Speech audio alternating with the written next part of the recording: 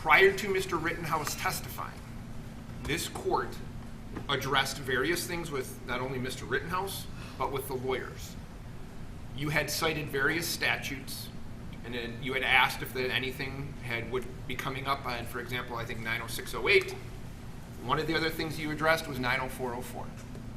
And you had said that based on the information that had come out at the trial, nothing had changed as it relates to your ruling. Shortly thereafter, Mr. Binger stated, and we looked it up, previously, he said to Mr. Rittenhouse, previously indicated that you wish to have your AR-15 to protect someone's property. Clearly in violation not only of the prior ruling that you had made, but the ruling that very day, that very morning. It appears to be that there are two really elements the court must consider when making a determination on a mistrial for what amounts to prosecutorial overreaching. And the first one is the prosecutor's actions must be intentional in the sense of a culpable state of mind in the nature of awareness that his activity would be prejudicial to the defendant. I would argue to you that that's clearly aware of that. You had warned him, you had told him prior to Mr. Rittenhouse testifying that these things, certainly the 90404 was off limits. You had warned him about the infringement on his constitutional right to remain silent. He did it again. The second one, I think, requires some action by the court in terms of a finding. The second one says the prosecutor's actions was designed to allow another chance to convict. That is, to provoke a mistrial in order to get another kick at the cat because the first trial is going badly, or to prejudice the defendant's rights to successfully complete the criminal confrontation at the first trial. Now, the case that I had cited is a Kenosha case, State versus Coping. Opening? Yep. 100 with second, 700. Copening? Yes, sir. In that case, the court didn't make findings regarding the prosecutor's actions. So I don't know that it's my role to sit here and say who's winning. I don't think that's necessarily what I'm supposed to do. But I think the court has to make some findings as it relates to the bad faith on the part of the prosecution. And if the court makes a finding that the actions that I had talked about were done in bad faith, then I think both elements for mistrial with prejudice have been met. And I think under the circumstances, based on what I've put forth on the record, I would certainly ask the court to consider those. And I would ask the court grant the motion with prejudice. Thank you. Thank you. State? Your Honor, I would like an opportunity to more fully respond to this with a little bit of research. At first blush, though, and I reserve the right to present case law and additional cites to the court, but I do want to point out for the record that the defendant has presented interviews to at least one media source and at least one online source since his arrest. And there have been questions about that night. There have been questions about what he did, things like that. He has decided, probably on advice of counsel in those circumstances, not to give a statement in the media about what happened. But he is talking about his family life, he's talking about his friends, he's talking about the circumstances of the case, he's talking about how this has affected him and things like that. So my point in asking those questions was, you have agreed to talk to the media, you've agreed to talk about yourself, you've agreed to give interviews, but until now, this is the first time you're explaining your actions. And so I wasn't referring to his in-custody statements. In fact, I never asked either detective about what the defendant told him.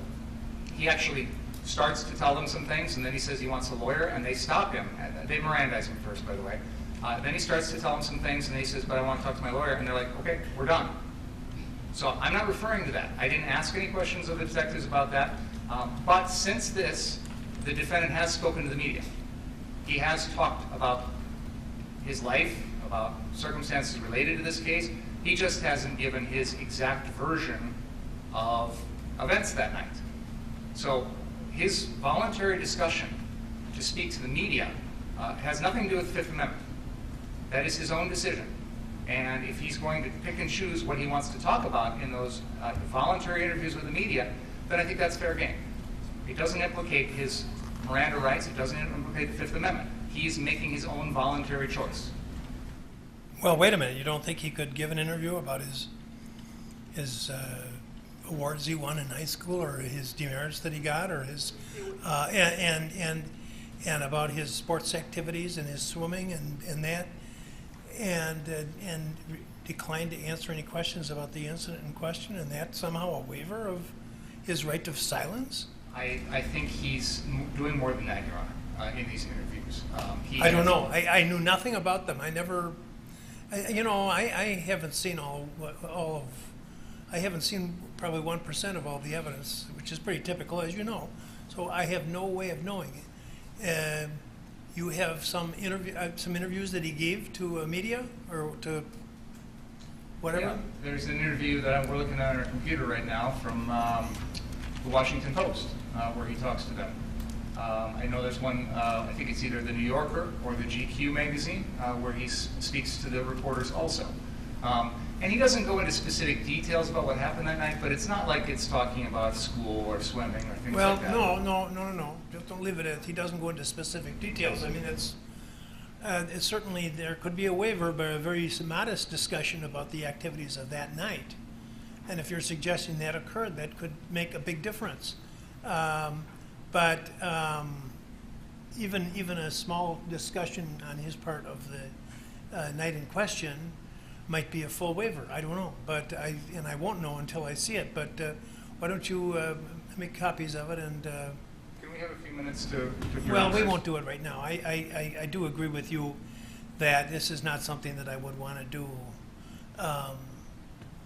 sitting here without giving you an opportunity to respond.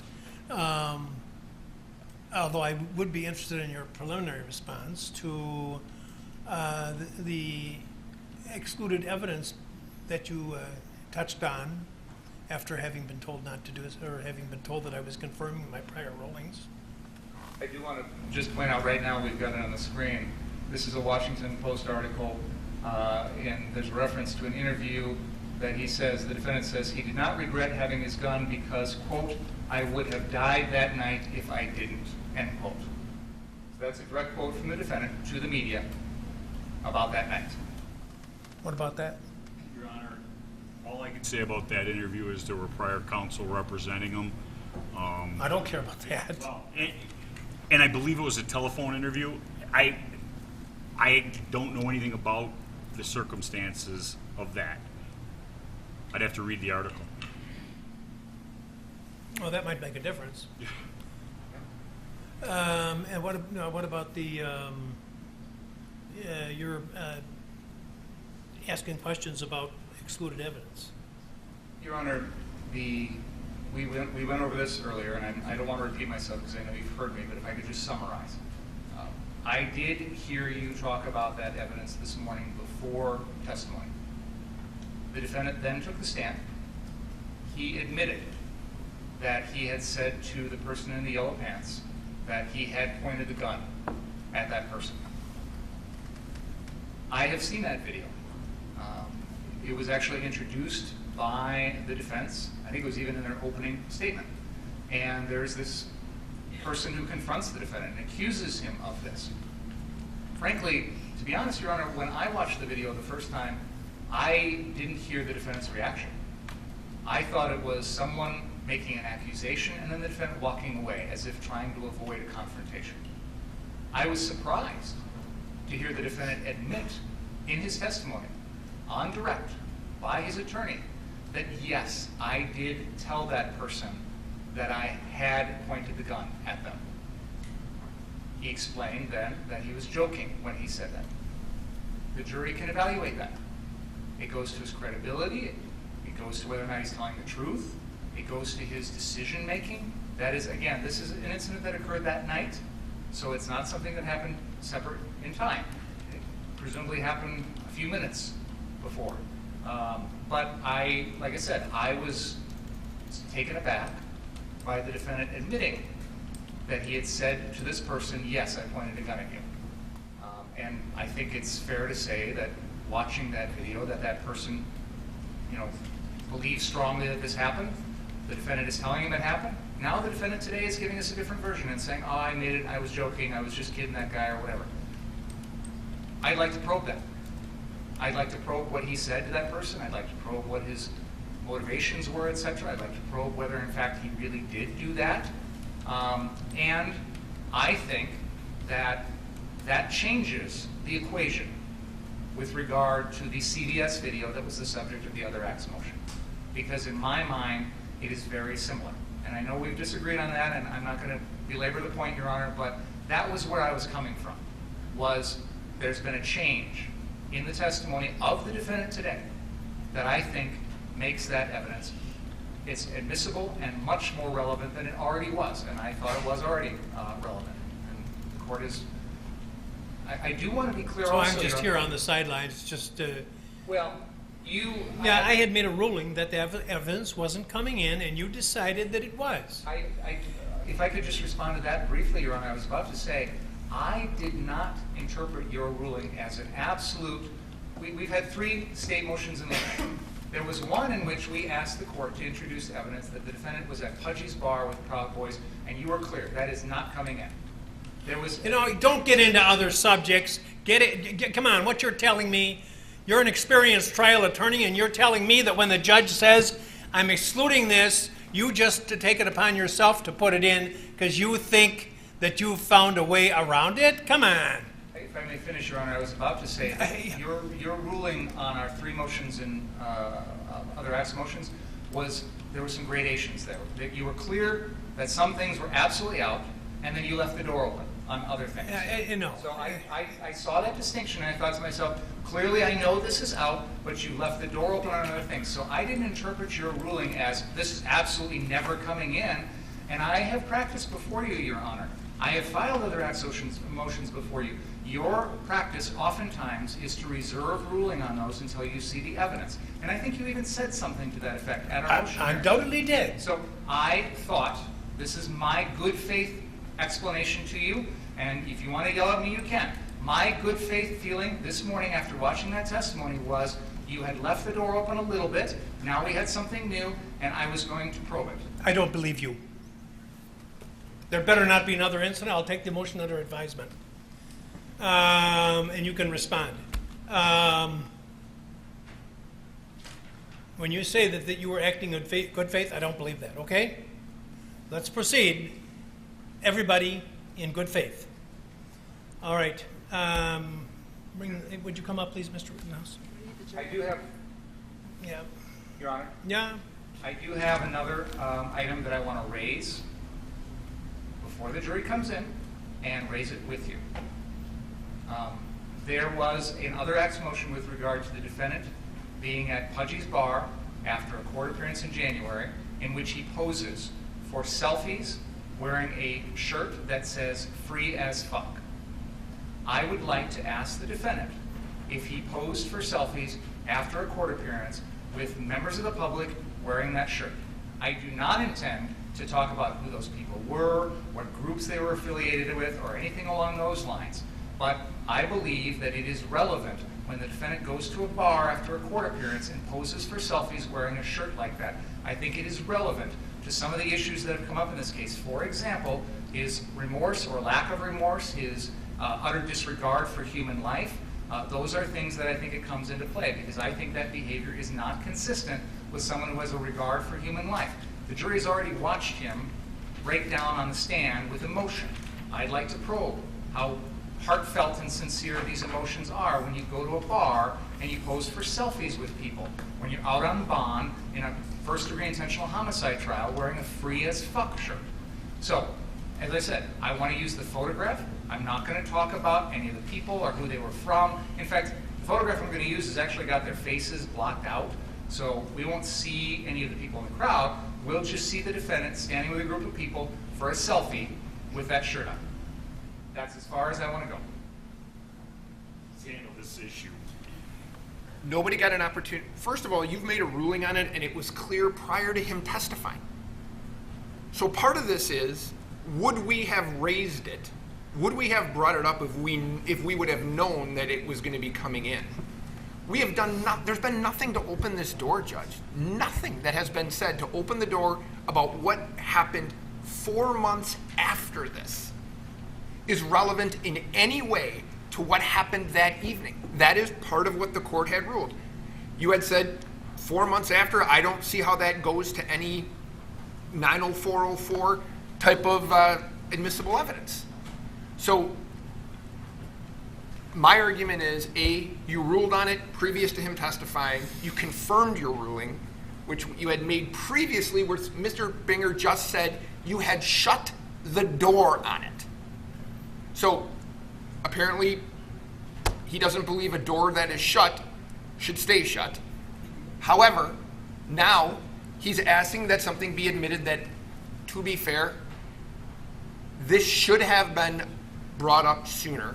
This jury, I did the voir dire, I would have voir dired on an issue of whether or not they heard it, saw it, were aware of it, how they felt about it, whether it had an impact on their ability to be fair in the case.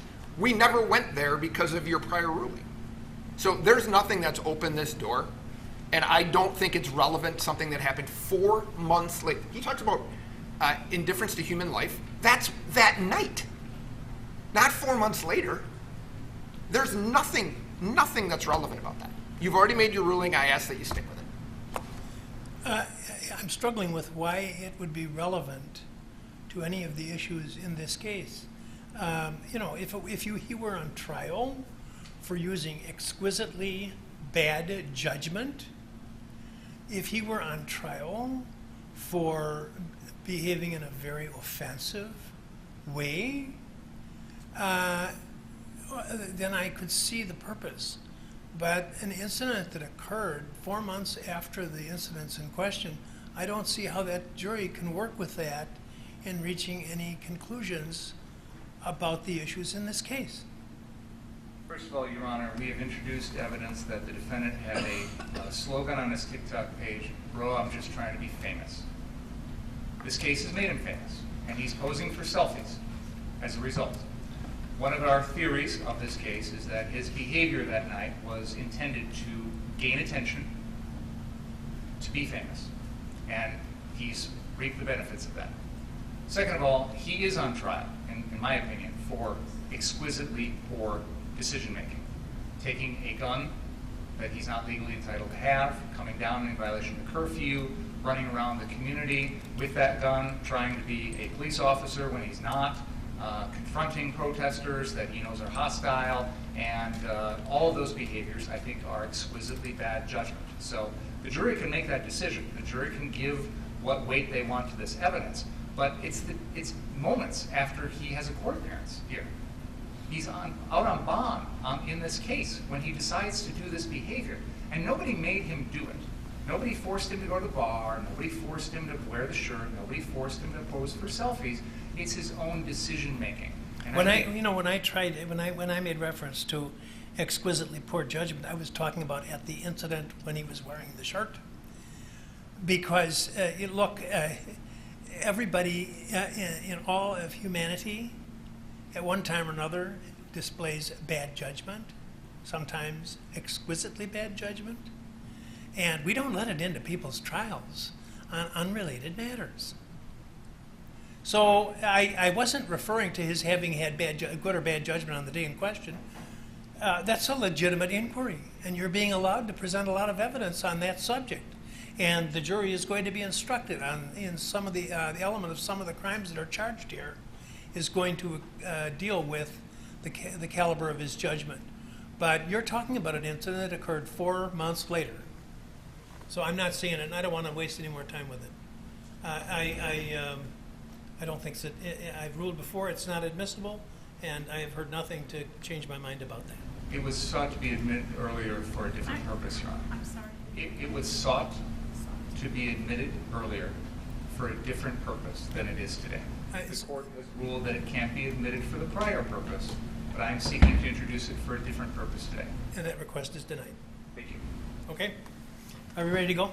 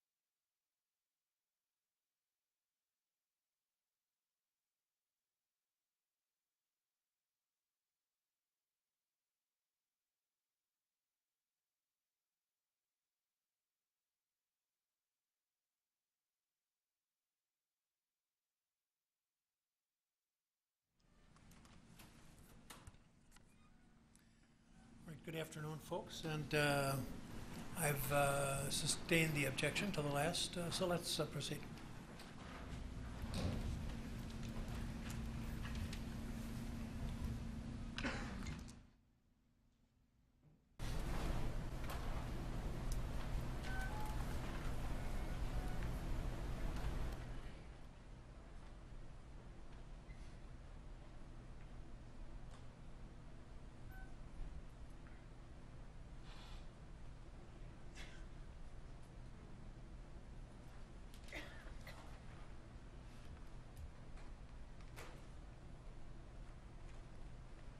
Good afternoon, Mr. Rittenhouse. Good afternoon. You testified earlier that there were times that evening when Mr. Rosenbaum had threatened you. Is that right? Yes. And you described him as wearing a red shirt with a blue bandana. Is that correct? At certain times. Yeah. When he threatened you, that's what he was wearing? I believe the first time he threatened me, he was wearing a red shirt with the blue bandana. The second time, he had it wrapped around his face. Had what wrapped around his face? His T-shirt. So he wasn't wearing a shirt the second time around? Correct. And you indicated at one point you thought he had a chain in his hand? I believe so. When he made the threat to you with the red shirt on and the blue bandana, did he have the chain in his hand? I think one of the times he did. Okay, and so which of the times was it?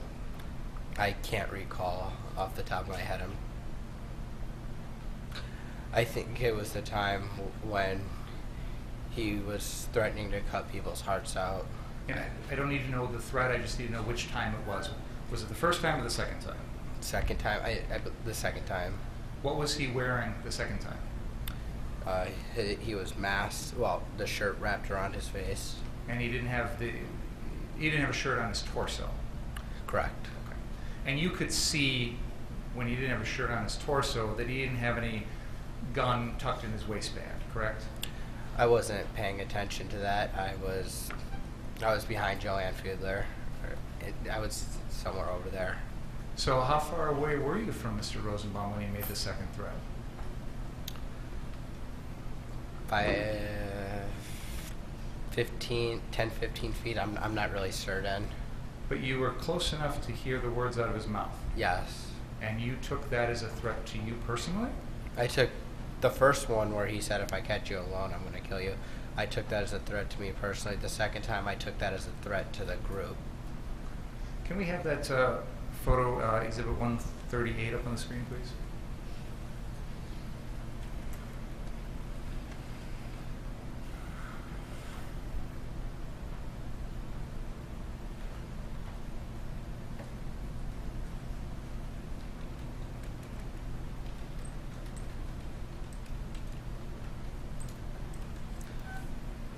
Do you see Mr. Rosenbaum in this picture?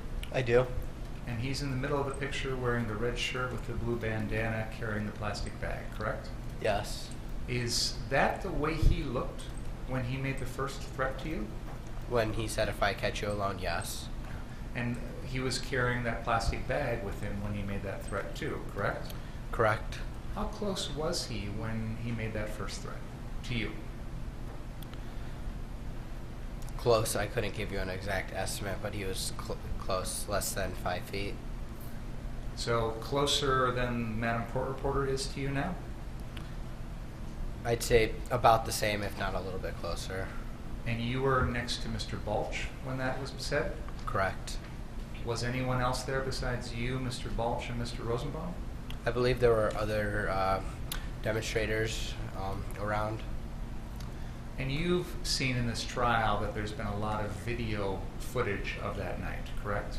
Yes. And you've seen in this trial that there's a lot of video footage of you that night, correct? Yes. You'd agree with me that there's no video of either one of these threats, correct? I don't know if somebody filmed it that I'm aware of right now. You're not aware of any, are you? I'm not. So Mr. Rosenbaum looked like that at the time of the first threat, but then looked different at the time of the second threat? Is that right? Yes. And did you say he was carrying the chain when he made the first threat or the second one? The second. Okay. And he was still carrying that plastic bag the second time? Yes. That plastic bag has a clear side to it that allows you to see inside of it, right? Sorta. I didn't really look into the bag. So you didn't know what was in the bag at all? I didn't. Did he swing the chain at you when he made the second threat? He did not. Did he physically touch you when he made the second threat? No, he didn't. In fact, that entire evening, he never once touched your body, did he? He grabbed my gun when he attacked me. And that's why I asked the question the way I did. He never touched your body that night, correct? He didn't touch me physically. Okay. And neither the first or the second time did he run at you or charge at you or anything like that, did he? He didn't chase me. He didn't even do anything physically aggressive to you, did he? No. He just said some words. Yes. And that chain that he had in his hand, he never did anything to physically threaten you with that chain, correct? Yes. Is that correct? That's correct. And other than the chain that you've described, at no point in the evening did you ever see Joseph Rosenbaum with any other type of weapon, correct? Not that I saw. Never saw him with a gun, Correct. never saw him with a knife, Correct. never saw him with a bat, Correct. never saw him with a club. Correct.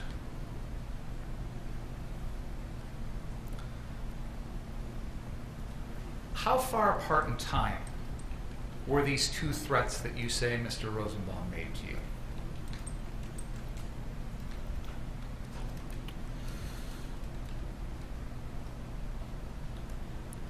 I want to say, I can't give you a definite time. I wasn't looking at my clock, but I'd say within the same hour.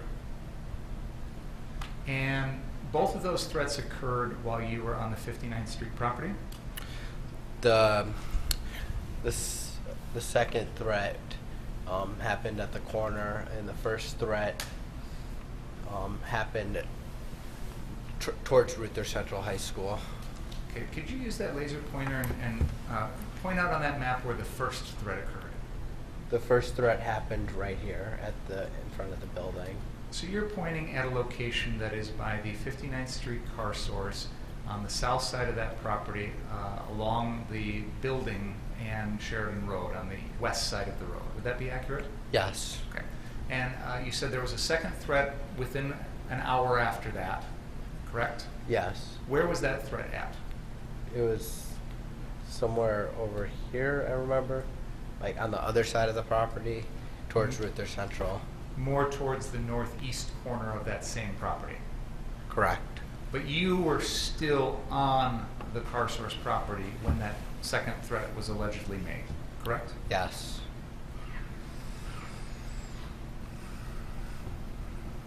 Did you remember what Mr. Rosenbaum had said to you later on when he's confronting you at the 63rd Street CarSource? I took a mental picture of his face. When he said those threats, I recognized that was him that said that when he started chasing me. So when you are running away from him at the 63rd Street CarSource, you're thinking to yourself, this is the guy who had made a threat to me earlier. Is that fair to say? I was thinking this is the guy that said if he catches me alone, he'll kill me. As I'm running away from him. The reason I asked Mr. Rittenhouse is, how did you know it was the same guy when he's changed the way he looks? His appearance, the shorts, his height. But in both of those instances that you've described, he's got something covering his face, either the blue bandana in one instance or the red shirt in a different instance, correct? He was wearing the red shirt when he chased me around his head. So you remember that from the second time that you say he threatened you? Yes. And you thought to yourself, this is the same guy? Yes. So when you eventually were getting to the point where you're going down to the 63rd Street CarSource, right before the shooting, you recognized him as you're following him down the street, didn't you? I didn't follow Mr. Rosenbaum down the street. He was in front of you. You know that now, right? I know that now. But you didn't see him ahead of you as you're walking down there that night? No, it was dark out. But you, at some point as you get close to the 63rd Street CarSource, start running towards that lot, right? Towards the fire that in the Duramax. And Mr. Rosenbaum is running ahead of you, isn't he? I don't believe so. But you decided you needed to run because of the fire in the Duramax? Yes. Why? What was so urgent? It was a fire. There's fires all over the place, so? I was getting to the fire to put it out. We'll get back to that in a second. You indicated that while you were at the 59th Street CarSource, you said you put out a fire at the church next door. Is that right? Yes. Did you hear Joanne Fiedler's testimony yesterday that when you guys went over there, somebody had put some sort of flammable liquid on the door? Did you hear that testimony? I did. I believe that was referring to the Ruther Central High School. Okay, so when she described it as happening at the church, you think she was getting it confused? Yes. Is that yes? Okay. So whatever happened with this flammable liquid on the door, the point is some other group, some other people put that out before you even got there, correct? Correct. Why did you feel that you should go around off the 59th Street CarSource property and put out fires? To make sure my community didn't get burnt down and help. And when you say your community, you mean Kenosha? Yes.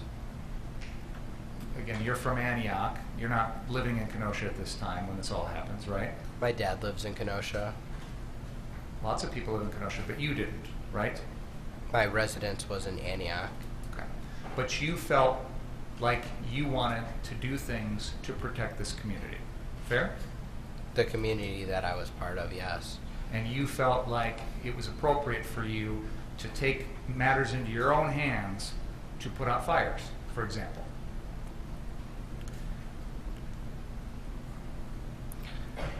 To put out fires by using a fire extinguisher, yes.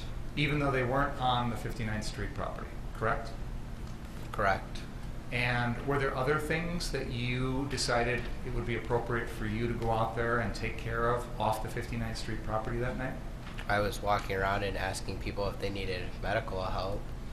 So you felt that you wanted to go out and help people, help protect people, help people feel better, treat people, things like that, even off the 59th Street property. Provide first aid. Normally, in our regular society, that's something that we call 911 for, right? Normally, yes. Where are we headed? I think that the defendant's decisions to go off that property and involve himself in other matters are relevant, Your Honor. Well, I'll let you pursue it, but And that's exactly how these shootings happen. So, well, that's what the trial is about. which is Go- why I go think it's ahead. relevant. Go ahead. Go ahead. Normally, we would, if there's a fire, if there's somebody committing a crime, you call 911, right? Normally, yes. You didn't feel like you could do that night, correct? I don't think that I saw from the nights prior that the fire department wasn't responding to put out fires. Well, the nights before, there were businesses on fire along 22nd Avenue. There's the car source, large-scale property fires on the prior nights, correct? Yes. On the night of August 25th, we didn't have any fires like that. We just had a couple dumpsters, smaller things, right? That I saw, yes. I didn't hear you, sir. That I saw, yes. But regardless of how big the fire is, you felt that night that calling 911 was not an option, correct?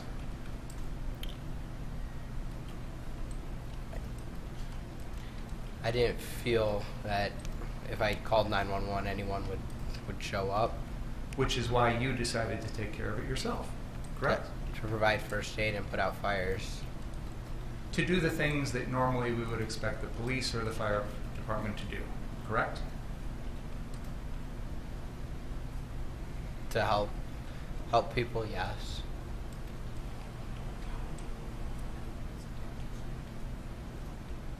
Could you please move that microphone a little closer so we can make sure we hear everything you're saying?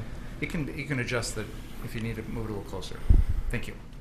Let me, well, permit me to interrupt for just a moment. How's the temperature? How many are comfortable the way things are? Okay, I won't even ask the other side. There. See you ice cubes, there's nothing to worry about. It must be blowing differently here. Go ahead, Mr. You came to Kenosha that night armed with the AR-15 and no other ways to physically defend yourself, correct? I had an AR-15, yes.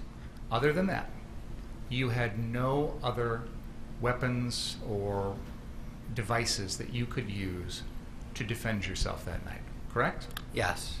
There's an interview in which you say you're not carrying anything non-lethal. Do you recall that? I do. You indicated in response to one of your attorney's questions that there was no friction with the protesters that night.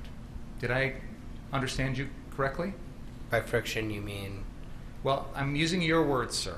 I heard you say, in response to your attorney's question, that there was no friction with the protesters that night. Did I hear you correctly? Yes. And you're describing what you observed when you were at the 59th Street car source. Fair enough? Yes. So, based on your several hours at that location, it seemed to you as though the crowd of, however you want to describe them, they've been called rioters, protesters, demonstrators, and you, things were fine. No tension, no friction, no nothing. Fair to say?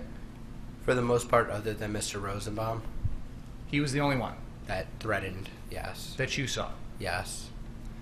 Can we please play exhibit number 18 at the 1 hour and 22 second and 22 minute and 14 second mark?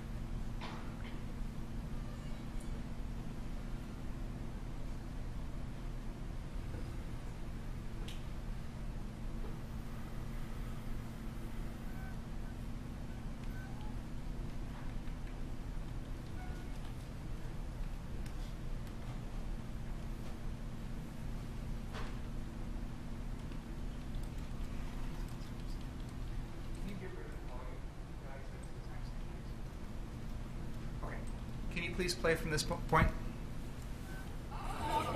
And militia are up there. Yeah, we got a fire. Where? Oh, dumpster fire? Yeah, just a dumpster fire. Hey, it's just like the year, man. Yeah, right? If 2020 was a blunt, it would be just a fucking stem. It would just be stem and seed, man. I could use a doobie right now. Hey, cover me, I got this. All right, let's...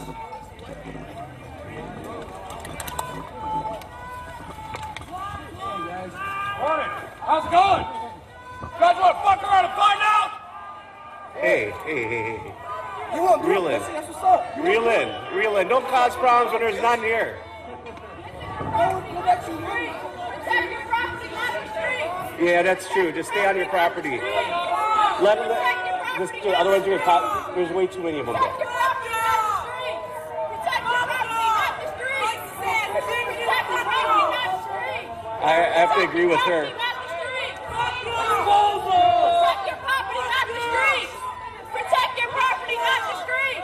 Protect your property, not the street. I have to agree with her. Yeah, they shouldn't be on the street. They're just protecting their property. One of the guys is an asshole. I know, I thought they were yelling at them. I was like, why? Oh, no, These guys well, were- What we did is they lit it on One fire. of the guys losing his patience. He should go inside. Yeah, that's what we're about to send him. Yeah, if you guys could switch him out. Just somebody's a loose cannon. He's got a lot of rage. He says the wrong thing. This whole crowd burns you guys alive. Protect your property. They're respecting that. Just keep it there. Hey, let's keep it moving, guys. We're not gambling. Fuck the police. Let's go.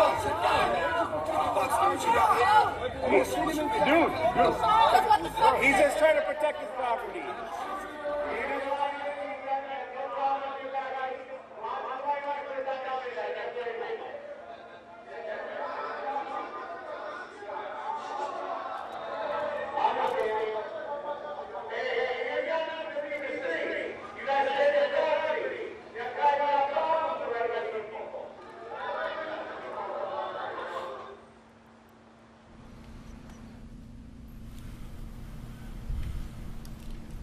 Do you think that looks like friction? A little bit. And you witnessed that, didn't you? I didn't witness what Mr. Collette did. I didn't see that. But you saw the reaction from the crowd, right? Yeah, a little bit. I wasn't really paying much attention to that. Would you agree with me that it seems that the crowd was reacting to members of your group going out in the street and trying to interfere with what was going on off your property? I don't think they were happy about it. And in fact, Kriston Harris, who made this video, specifically told you to stay on your property and not go out on the street and try and put out fires or interfere with any of that stuff. Just protect your property. Isn't that what he told you? I believe so. I was just going to grab the garbage can, the dumpster that belonged to the car source that was on the car source property. This is before you headed south towards the 63rd Street car source, right? Yes. This is before you decided to go down there with a fire extinguisher, correct? Yes. This is before you shot Mr. Rosenbaum, Mr. Huber, Mr. Grosskreutz, and at the person that was jumping over you, correct? Yes. So you knew that this was a crowd that would not react very favorably to you going out there and trying to put out fires or interfere with any of that stuff. You knew that, didn't you? I didn't. Even after that incident, you still didn't have any idea that this is a crowd that's not going to take it very well. It seems like they were more mad at the part of him screaming what he screamed after, not putting out the fire. That's what it seemed like to me. And he screams to them, "Fuck around and find out," right? That's what he screamed to them. After they had just tried to light a dumpster on fire, right? Yes. So what did you interpret that to mean? I don't know. I didn't witness in the time. I just grabbed the dumpster a minute after and tried to pull it onto the property. Because it seems to me he's saying, you light stuff on fire, and I'm going to use my gun. Your Honor, that's a total mischaracterization. I'll withdraw the question. Doesn't matter what it seems to you. Your Honor, I guess need not ask the questions and then withdraw. Yeah, it doesn't matter what it seems to you. You can ask your questions. That's fine. Go ahead.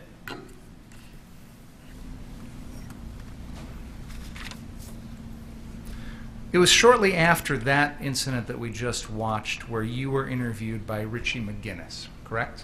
Yes, And you said you've never heard of him, never dealt with him before this night? I have not. Okay. So why did you talk to him? He seemed like a nice guy. Did he introduce himself as from the media? He didn't specifically said, "Hey, I'm from the media." He was like, "Hey, do you want to do an interview?" And when you heard him ask you to do an interview, you didn't think that meant he's from the media? No, it's not what I said. I said he didn't specifically say he was from the media. Okay, but you assumed when he says, "I'm going to interview you," that he's from the media, right? Yes, And did he tell you he's from the Daily Caller? he did not. So you didn't know what media company he worked for? Correct.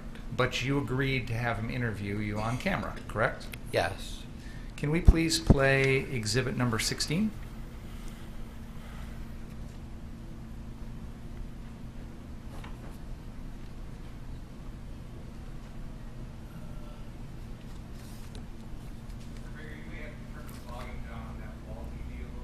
That one up there?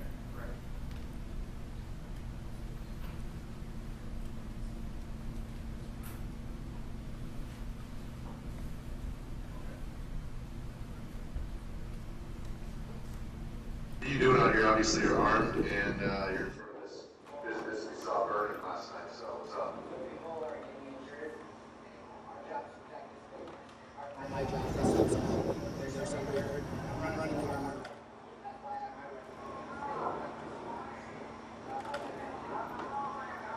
And what about these other folks? Obviously, there's some other people who are armed as well. Gotcha. And then what about these guys up on the roof? Gotcha. Understood. In that video, you indicate that you have your AR-15 to protect yourself, correct? Yes. And you indicate that you're going to run out there and treat anyone who needs medical help, correct? Yes. Were you going to bring the gun along when you did that? Yes. To defend yourself while you're treating someone? If I needed to defend myself while treating somebody, yes. If you didn't think there was friction with the crowd and you're out there trying to help, why did you expect there'd be any danger? From the previous nights when I saw people being assaulted. Were they medics being assaulted? I don't know who they were. I know one of them was just trying to put out a fire at his business. So you saw someone put out who was trying to put out a fire who got assaulted? Yes. But if you're going to help people, why would you expect anyone would try and hurt you? I don't know. Somebody did try to hurt me, and I was helping people. Well, you're talking about later on. Yes. Okay, but at this moment in time, this is before the shootings. Yes. This is before you cross 60th, before you deal with Rosenbaum, Huber, Grosskreutz, all that, right? Yes. So at this moment in time, you don't think there's a hostile crowd, you're there to help people, and yet you're going to run out there with the AR-15. I don't understand why you felt that you were going to be in danger if you're out in what you think is a friendly crowd, helping them. I didn't say I didn't think they were hostile. I didn't think they were hostile towards us. Okay, so they're not hostile to you and you're going to go help them. Why do you need the gun when you go out there? I need the gun because if I had to protect myself because somebody attacked me. Why would you think anybody would do that? I don't know. But you clearly planned on it. You were prepared for it. You thought it was going to happen. No, I didn't. That's the whole reason you brought the gun, isn't it? I brought the gun to protect myself. Exactly. Because you thought, you personally, were going to be in danger. Right? Not necessarily. I don't understand. You said you're going to bring the gun to protect yourself. So you thought you were going to be in danger, right? I didn't think I would be put into a situation to where I would have to defend myself. You said that the people around you on that property and the people up on the roof were there to protect you. That's what you said in the video, right? Yes. You meant when you go out in the crowd, they're going to protect you, right? Watch over me, yes. Watch over and protect you, right? Yes. Again, because you expected that if you go out in that crowd to try and provide medical service, you thought you were going to get attacked?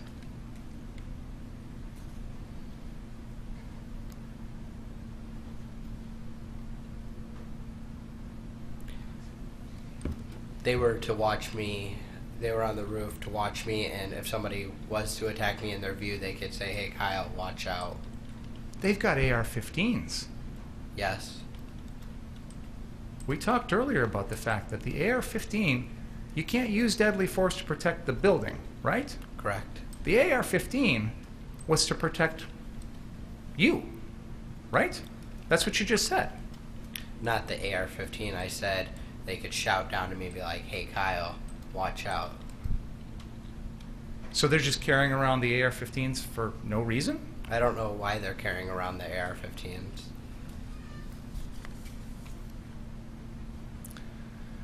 Can we play exhibit? This is the end. At the end of this video is where you invite Mr. McGinnis to follow you and Ryan Balch, correct? Yes. And you invited him to do that because you want, I think you said on, when your attorney was asking you questions, that you wanted him to film you while you were out in the crowd doing your thing. Fair? Yeah, I said it was okay for him to film me. Let's play exhibit 17, please.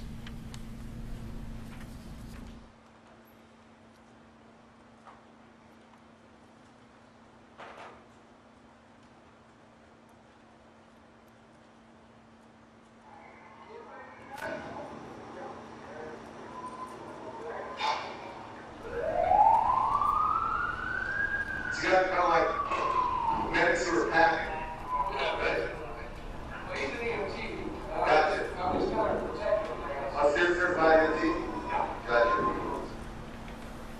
McGinnis just asked you, so you're a certified EMT, and you said yes, correct? Yes. That was a lie, correct? I'm not an EMT. You're not a certified EMT. You're not an EMT of any kind. You weren't on that night, correct? Yes. So you lied to him, correct? I told him I was an EMT, but I wasn't. And you knew you were being interviewed by someone in the media when you told that lie, didn't you? Yes. Please continue. And do you work as an EMT normally?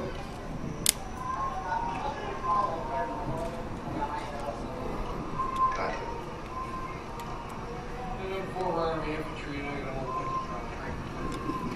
Well, thank you for your service. I appreciate your service.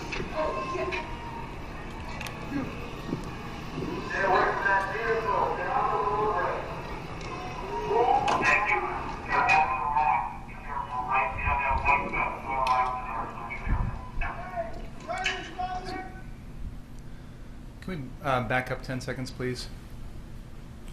And then just pause right there. We just heard a voice say something to you and Mr. Balch about people throwing rocks or something along those lines. I don't really need to know exactly what they said, but did you hear that voice? The police officer from the Bearcat, yes. That's what I was going to ask. That's one of the law enforcement officers in that armored vehicle that you're walking past, correct? Yes. And this, what we're watching in this video happens a few minutes after those same Bearcats had come to the 59th Street property and handed you some bottles of water, correct? Yes. And they say to you something to the effect of, "We appreciate you guys." Do you remember that? I do. That's when you were on the 59th Street property and you were acting like you were guarding that property, correct? Yes. So how did it make you feel when the police are letting you pass the lines, they're warning you about people throwing rocks, they're handing out bottles of water, they're telling you that they appreciate you? How'd that make you feel? I didn't really care. I was thankful for the water because I had OC stuff, gas in my eyes, but I didn't really notice or care. It didn't make you feel like they approved of what you were doing? No. It didn't make you feel like you're emboldened now to go out there and act on their behalf? No. Let's play the video here, please.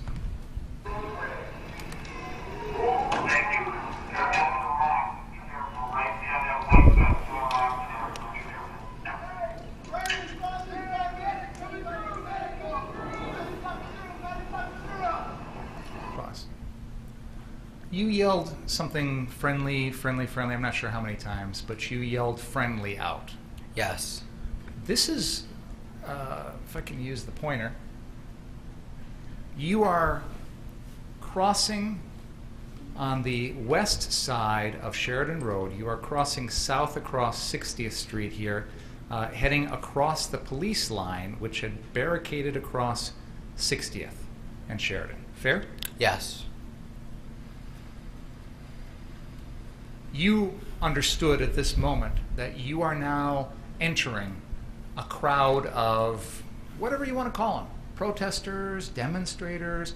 Your attorneys called them rioters or looters or whatever. That's who you're going to now be part of. You're going to be in that crowd, right? I was walking through, I announced myself as friendly and that I was there to help them. Because you had to do that to warn these people that, hey, I'm on your side, right? I told them that I was friendly. Because if you didn't say that, you were worried they would see you as hostile, correct? Can you re-ask your question? Sure. I'm trying to Absolutely. understand. If you're going to go up to Dominic Black or Ryan Balch, you don't need to tell them you're friendly because they know that you're friends, right? We don't tell this to our friends. Yeah.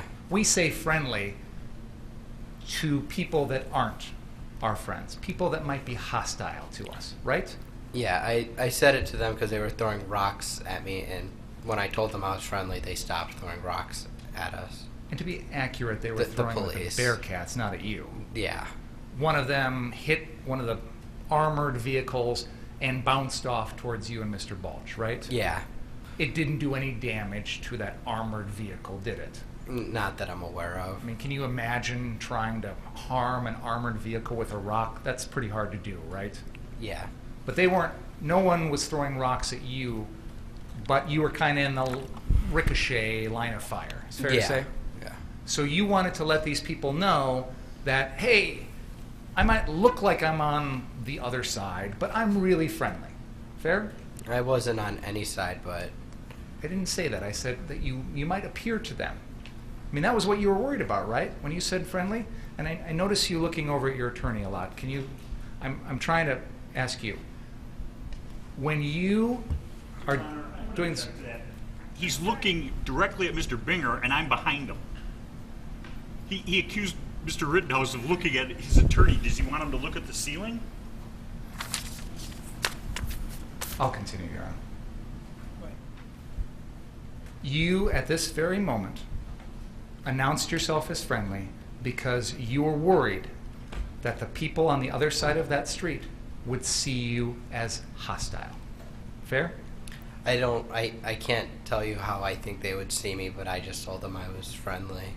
And I want to make sure you understand my question, because I was asking you what you thought when you said this.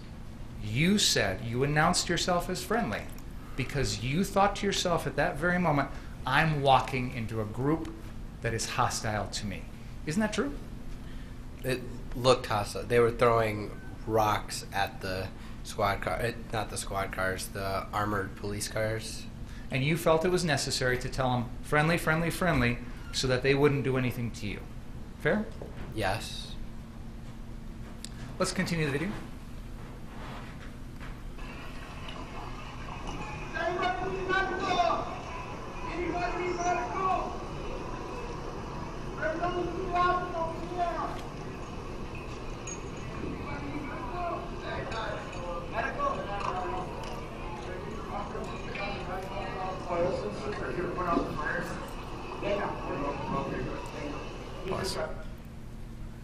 There's a person that comes up to you carrying a skateboard. Do you see that? I do. And he's got some fire extinguishers slung over his shoulder? Yes. And he says something to you about something putting out fires, and you respond, they know. Did I understand what you said correctly there? They know? That's what I just heard, but I don't remember that interaction very well, other than helping the guy after with the shoulder. And that's going to come up in a second here, but when you're talking to this individual about the fire extinguishers, do you remember anything about that conversation? It's hard to recall, but I think it was about fires, that they were putting out fires. Okay. And when you said they know, who's they? I don't recall.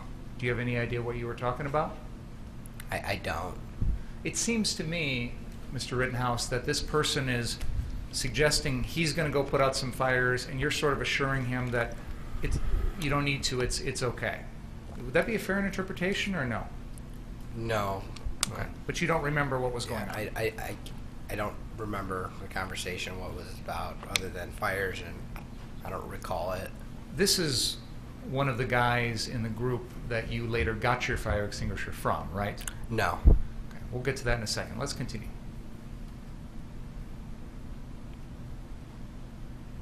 Brian, can you continue? You good?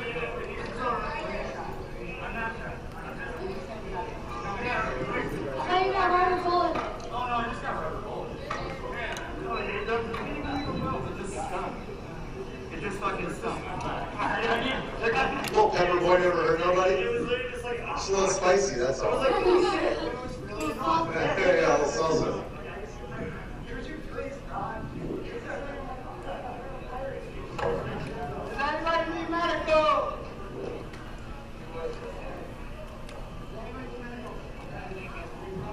I think someone's got some medical weed, I'll tell you that.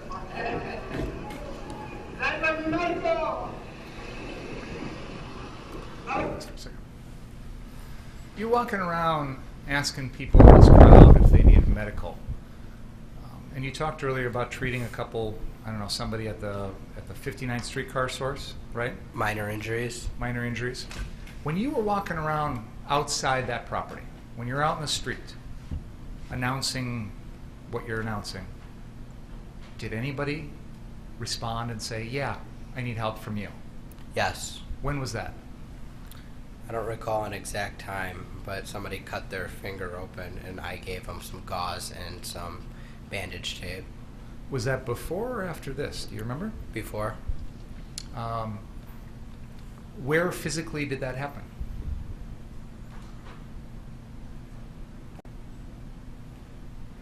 I don't recall.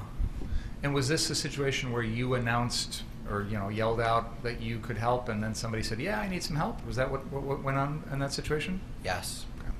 As you're walking along here, from this point until the end, until you shoot Rosenbaum and Huber and Grosskreutz, no one in this crowd ever says to you, yeah, I do need medical, come over and help me. Correct? Yes. That's correct? Yes. Okay. Let's continue.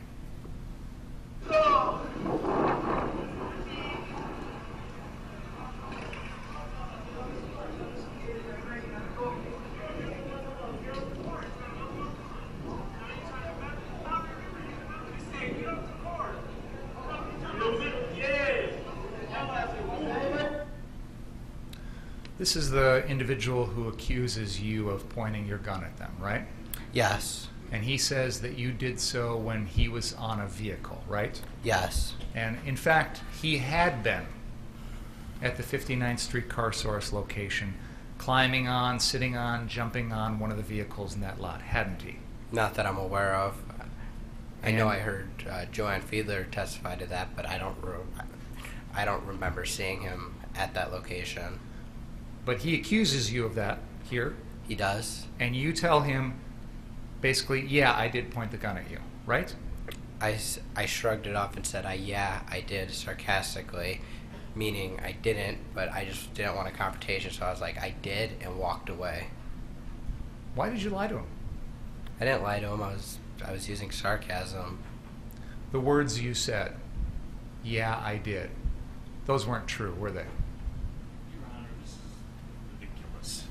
We're now fighting over sarcasm. This is a murder trial.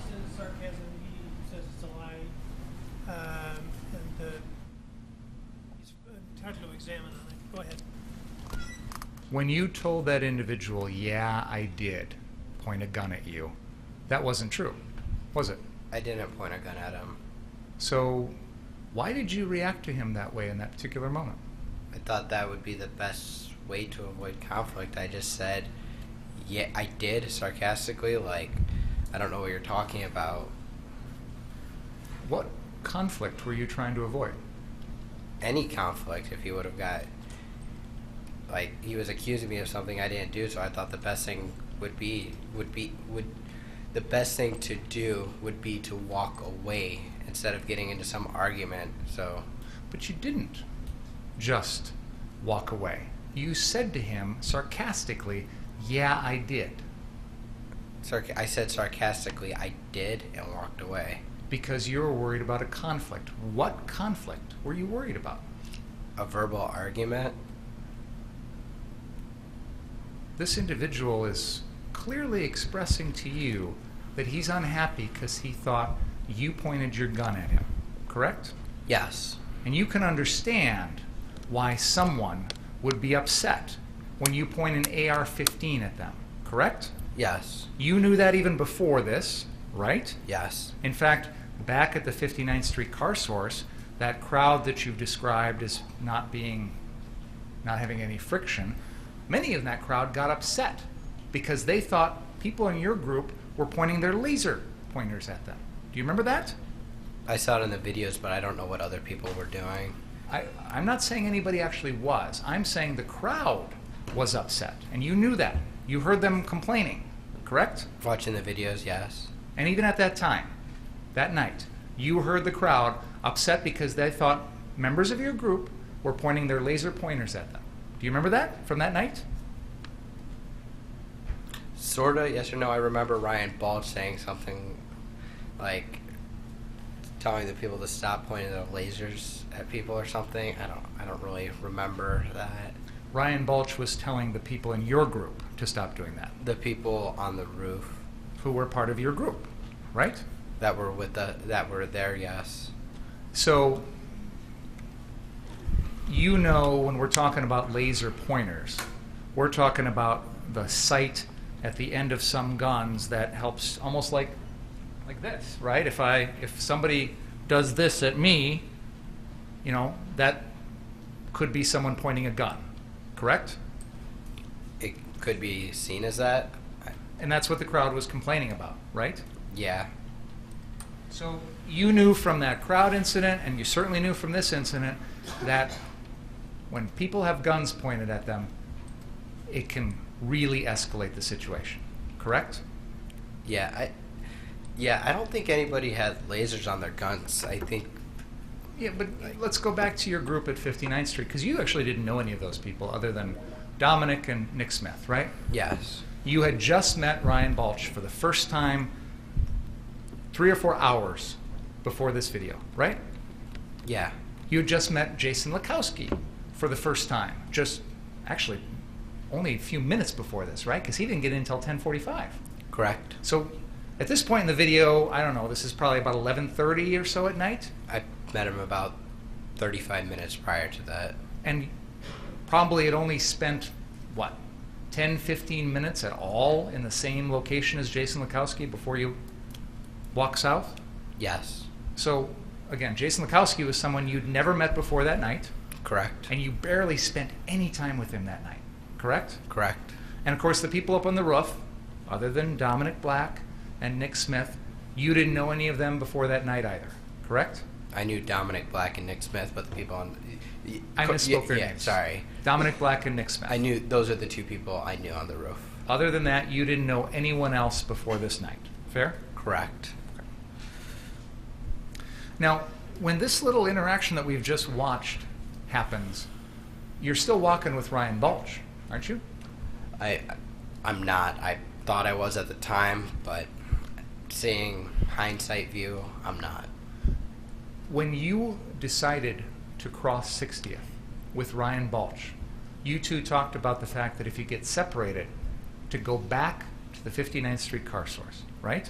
I don't recall that conversation happening. But you tried to do that, didn't you? I did. Because you felt like if I'm out here by myself, that's not good. I need to head back, right? Yes. And you also talked to Ryan Balch about the fact that when you get out into this crowd, keep your mouth shut. Don't antagonize them. Didn't Ryan talk to you about that? No, we didn't talk about that. So at this very moment, you're telling us you've lost track of Ryan Balch. A little bit ahead, but around that time, yes. Let's continue the video.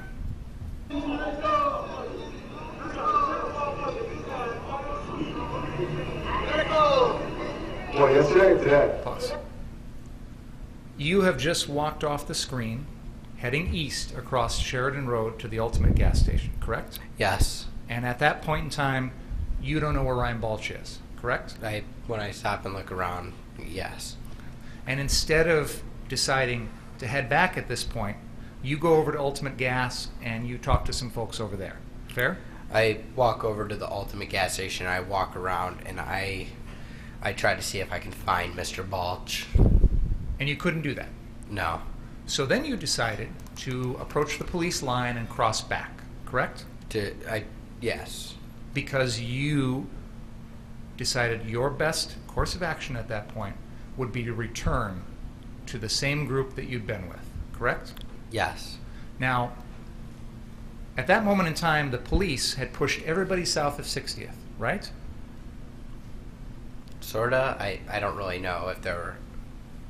Did you say south to 60th? I said south of 60th.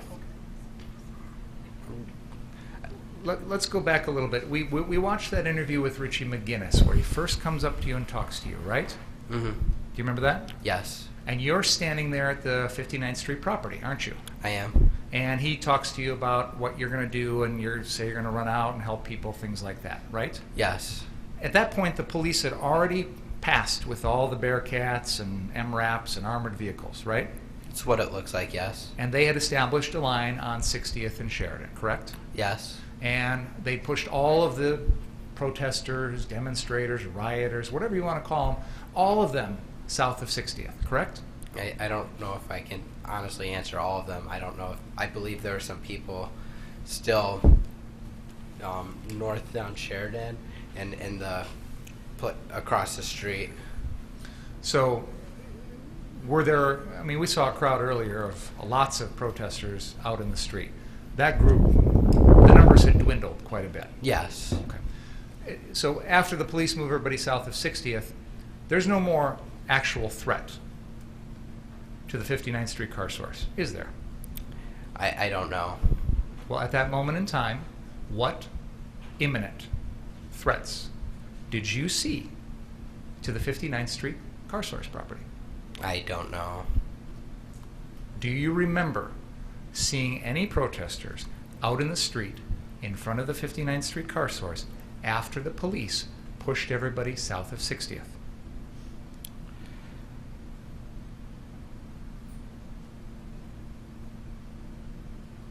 I believe there were some across the street, but not many. I can't recall completely. And that was just 2 or 3 people, right? I don't know how many people. None of those people came across the street to the 59th Street car source, did they? I don't know. If they did, I would have walked off by now. So you didn't see them come across the street? I did not. Fair to say that after the police pushed everybody south of 60th, you never saw any people threatening that property, correct? I didn't see anybody. And your goal that night, you took it upon yourself to protect the 59th Street property, correct? The owners asked. Sure. But you were going to station yourself at that property to try and protect it from damage. Fair? The car source locations, yes. And once the police had pushed everybody south of that, there was no more danger. At that car source location, yes. Okay. So why not go home at that point?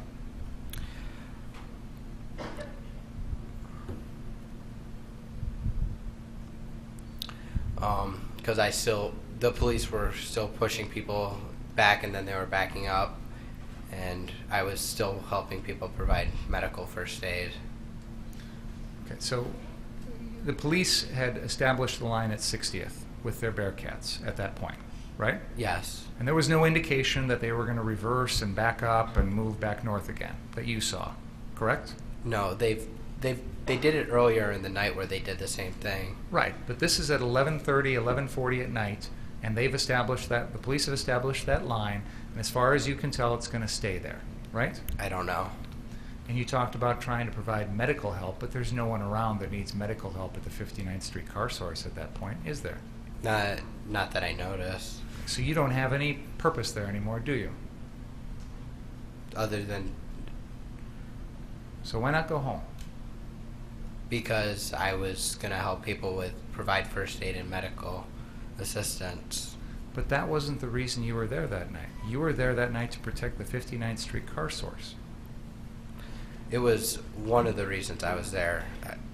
Part of my reasons of being there was to protect the car source properties and provide first aid and medical assistance.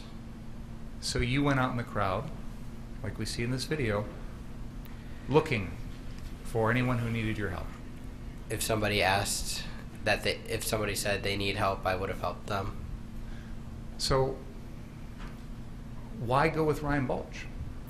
Because you're safer and better in pairs when there's somebody else that's also with you. So when you crossed 60th, you were worried about your safety? A little bit. Even though you think this is not a hostile crowd and you're there to help them, you were still worried about your safety. That's why you needed Bulge to back you up, right? I said I didn't think they were hostile towards me. I didn't say that they weren't a hostile crowd. So let me rephrase my question. That's to take that into account. You didn't think this was a crowd that was hostile to you personally, and you thought you were going to help them, but yet you also felt you needed a backup, an armed former Army infantryman to protect you. Fair? Yes. And yet when he's gone and you can't find him, you don't immediately go back, right? I looked for him for a second, and then I think max I looked for him for like 3 minutes, and then I tried to go back. And when you couldn't get back straight across the police lines, did you decide to try and go around the police lines? For example, the Ultimate gas station is here at 60th and Sheridan. Why didn't you walk down the street here and go over this way and around? I don't know. Why didn't you go west over this way and go around?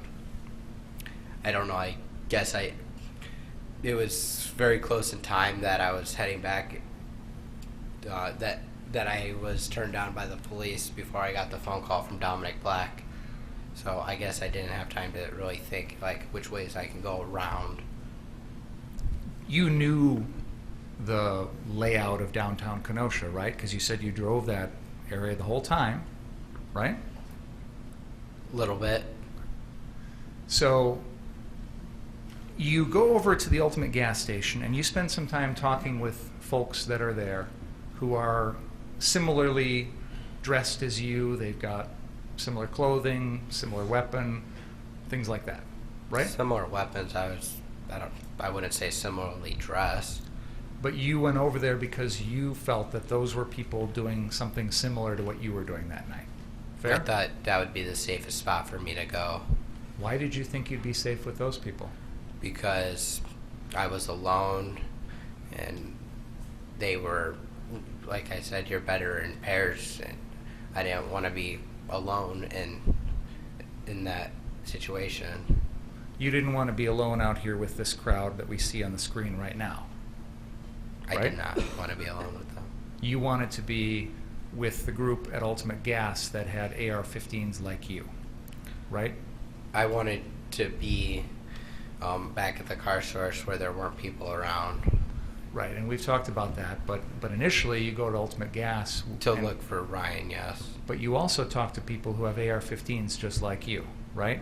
I wouldn't say I talked to them. I asked, after the phone call, I asked a guy for a fire extinguisher to come with me.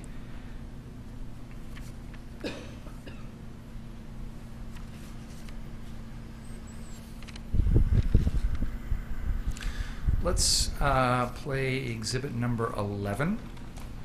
at the 54-minute and 30-second mark.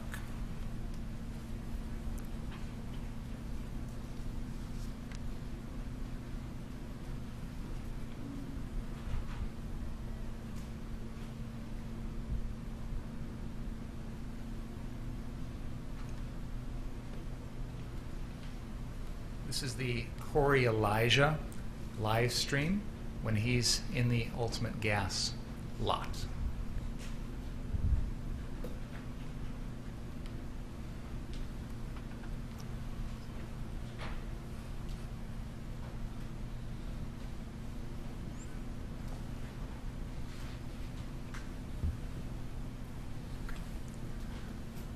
Mr. Rittenhouse, that's Ryan Balch standing there in the Ultimate Gas lot, correct? Yes. Let's play this video.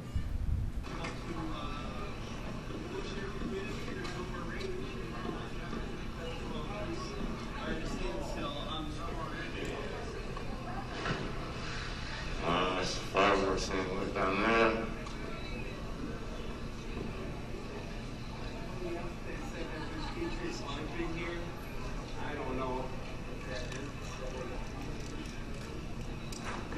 Pause.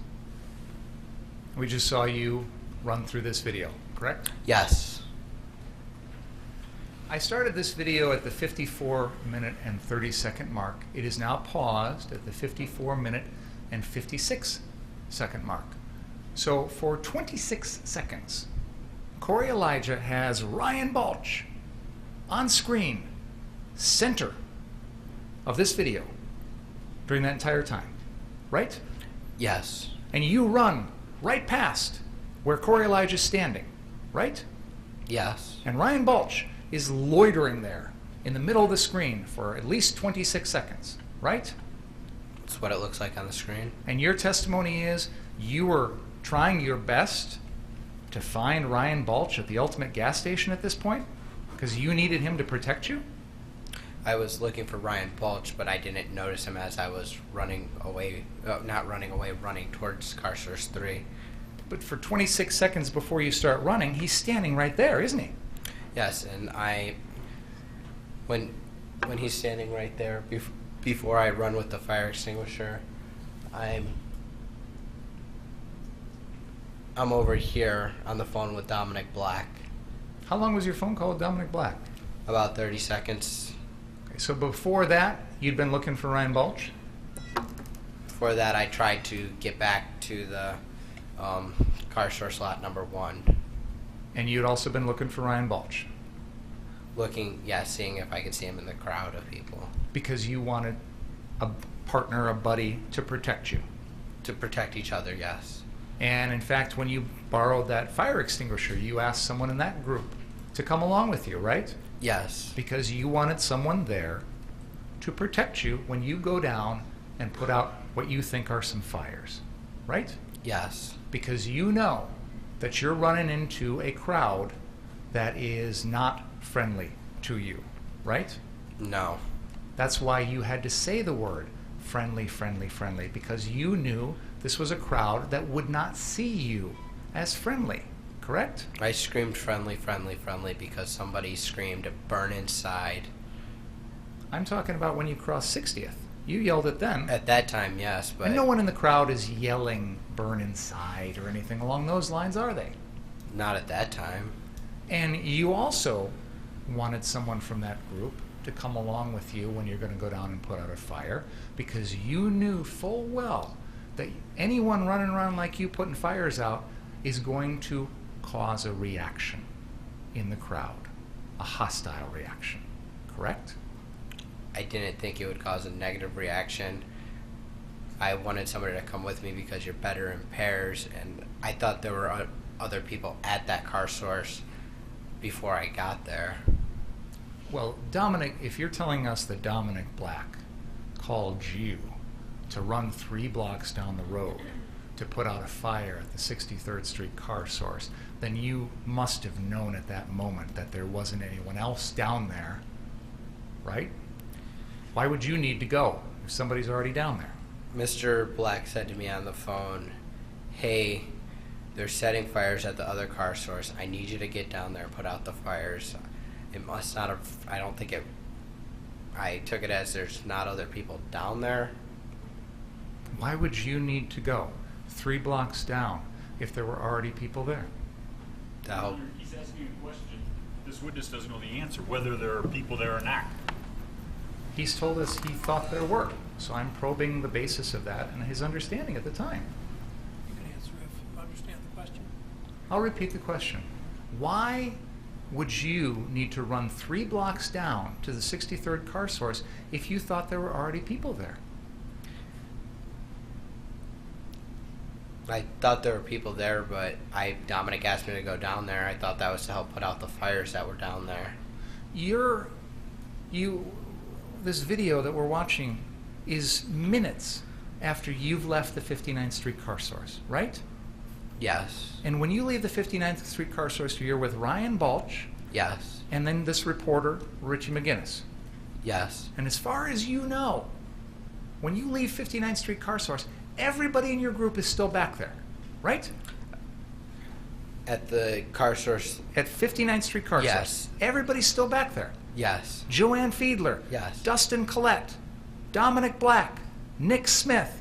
Jason Lakowski. Anyone else. They're all still there, right? At that location, yes. So none of your group is already down at 63rd Street car source, right? The other group that showed up after we got done taking the pictures with the, I think I said 2 or 3 vans, I believed they were still down there. And that was 2 or 3 vans of people that came out with what have been described as melee weapons, right? Like bats and clubs and things like that. Do you recall that? First of all, do you recall that testimony? I do. Do you remember seeing those 2 or 3 vans come to that location? I do. Do you remember seeing people get out of those vans? Yes, like I saw, I think there were 6 people, they, in total. And you saw them with weapons? I saw them with rifles. I don't think I remember melee weapons. They were armed, correct? Yes. And you believed that they were going to be the ones protecting the 63rd Street car source, correct? Yes. So at this point in time in the evening, had anybody told you that those folks had left the 63rd Street car source? No. So when you're running with this fire extinguisher, you think there's already a group that's designated to that spot that's still down there, right? Yes. So again, why do you feel that you needed to run 3 blocks down there with a fire extinguisher if you thought there were already people down there protecting that property? Because Dominic called me and asked me to go help put out the fires down there. And in that phone call, Dominic never told you that any of the members of the 59th Street group that you were part of, he never said any of them were down there at 63rd, right? Yes. And he never told you that the group that was supposed to be down there, he never told you anything about them, whether they were there or not there. He never mentioned them. Fair? It didn't come up. And you asked the people that you got the fire extinguisher from to come with you, right? Yes. You were looking for Ryan Balch for backup, right? I was looking around for him, yes. You had already tried to go back to the 59th Street location, right? Yes. And all of those failed. Yes. So then you decide to take it upon yourself to head down to 63rd Street to put out fires. Fair? I wouldn't say that. I would say I went to go put out the fires that I was there to do. When I say protect the property, I mean by like put out fires. So I went to go put out the fires. I just believed there were people there. And you brought your AR-15 along? Yes. Why? Because it was with me already. Yeah, but you'd taken it off earlier when you were treating someone. You gave it to Joanne Fiedler, right? Yes. So you know how to take it off, don't you? Yes. And you can make a choice on your own whether or not to go armed with it or whether to give it to the person who is the lawful owner of it on that date, Dominic Black. Correct? I didn't take my rifle off there because there was nobody I could hand it to. And when I took it off to hand it to Joanne Fiedler, I was in a safe spot in that corner of the building where there were people protecting me at that time right there. when I went to go to the car source number 3 to put out the fires, there was nobody I could hand my rifle to that could protect me while I'm providing first aid to somebody. But you still knew you had it. My rifle, yes. You still knew you had it strapped around your body, Yes. and you made a conscious decision to bring it along, right? Yes. Why? Yes, their answer. He gave an answer about how he already had it, and we Go ahead. go through on that. So, You know, did you hear the question? I did, but I don't really understand what... well, was it simply that, well, I've already got it strapped on, so I might as well bring it along? Is that what you're telling us? You decided to bring along the AR-15 because, well, I've already got it? Is that your answer? I don't think I was thinking, like, hey, I'm going to take my rifle off. I wouldn't have, because there was people around that could have stolen my gun, and I didn't.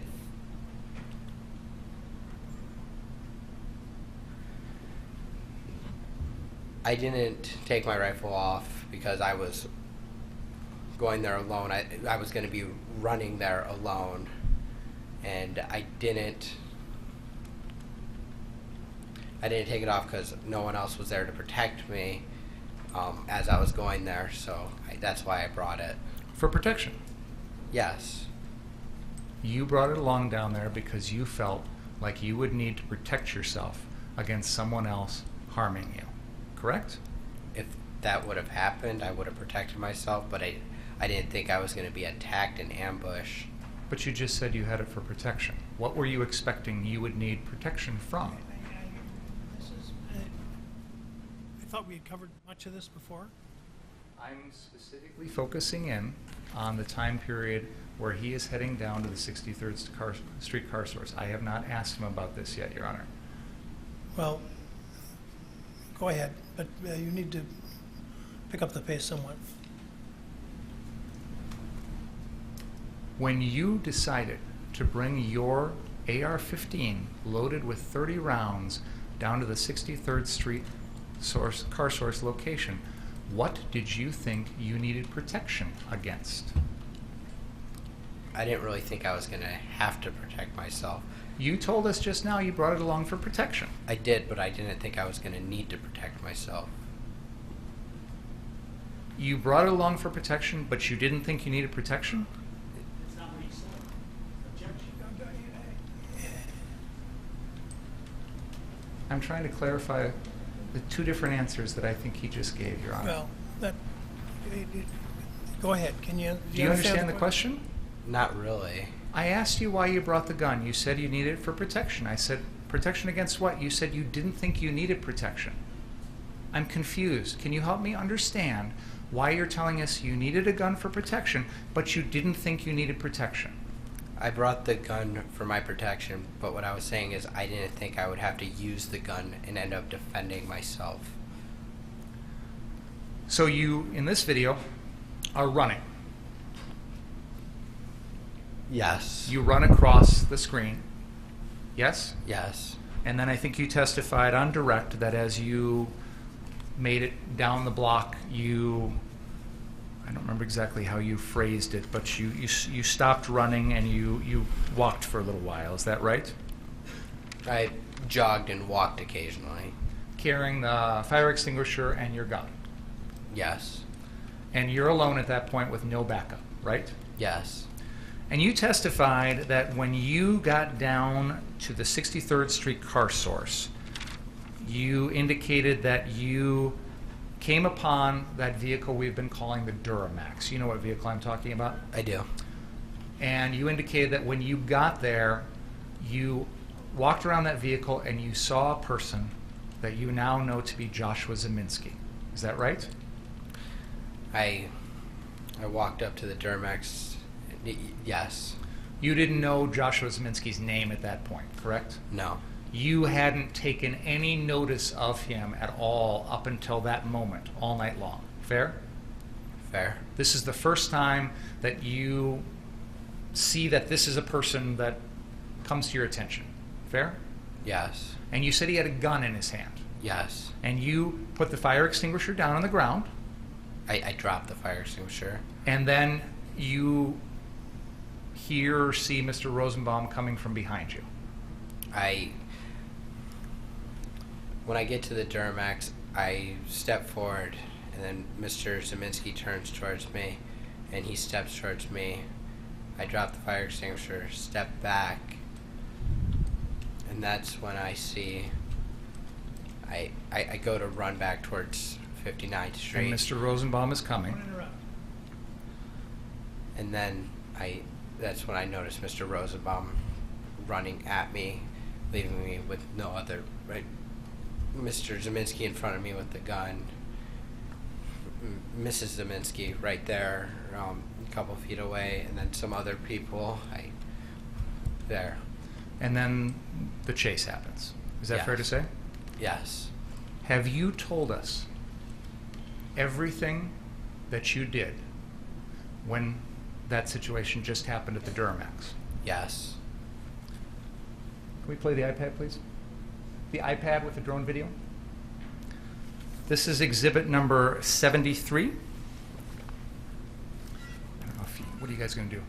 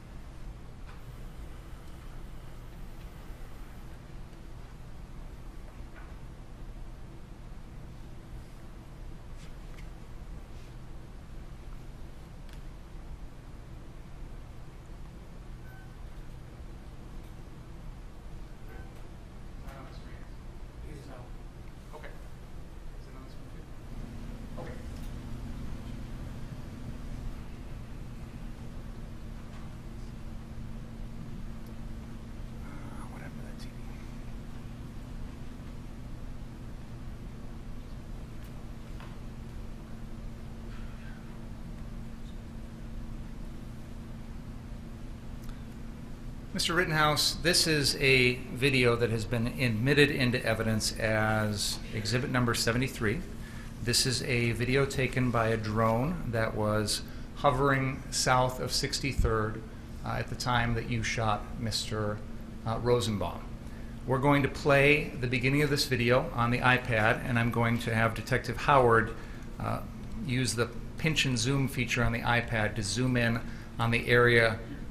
Your Honor, I'm going to object to this, and I'd like to be heard outside the presence of the jury.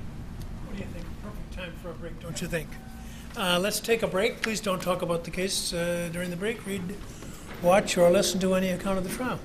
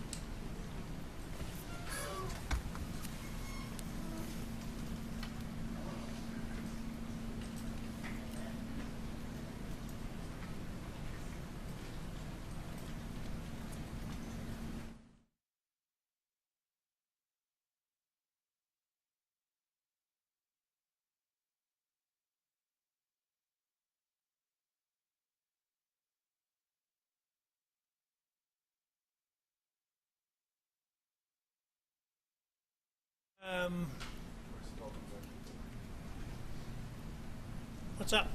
Your Honor. What, excuse me, what?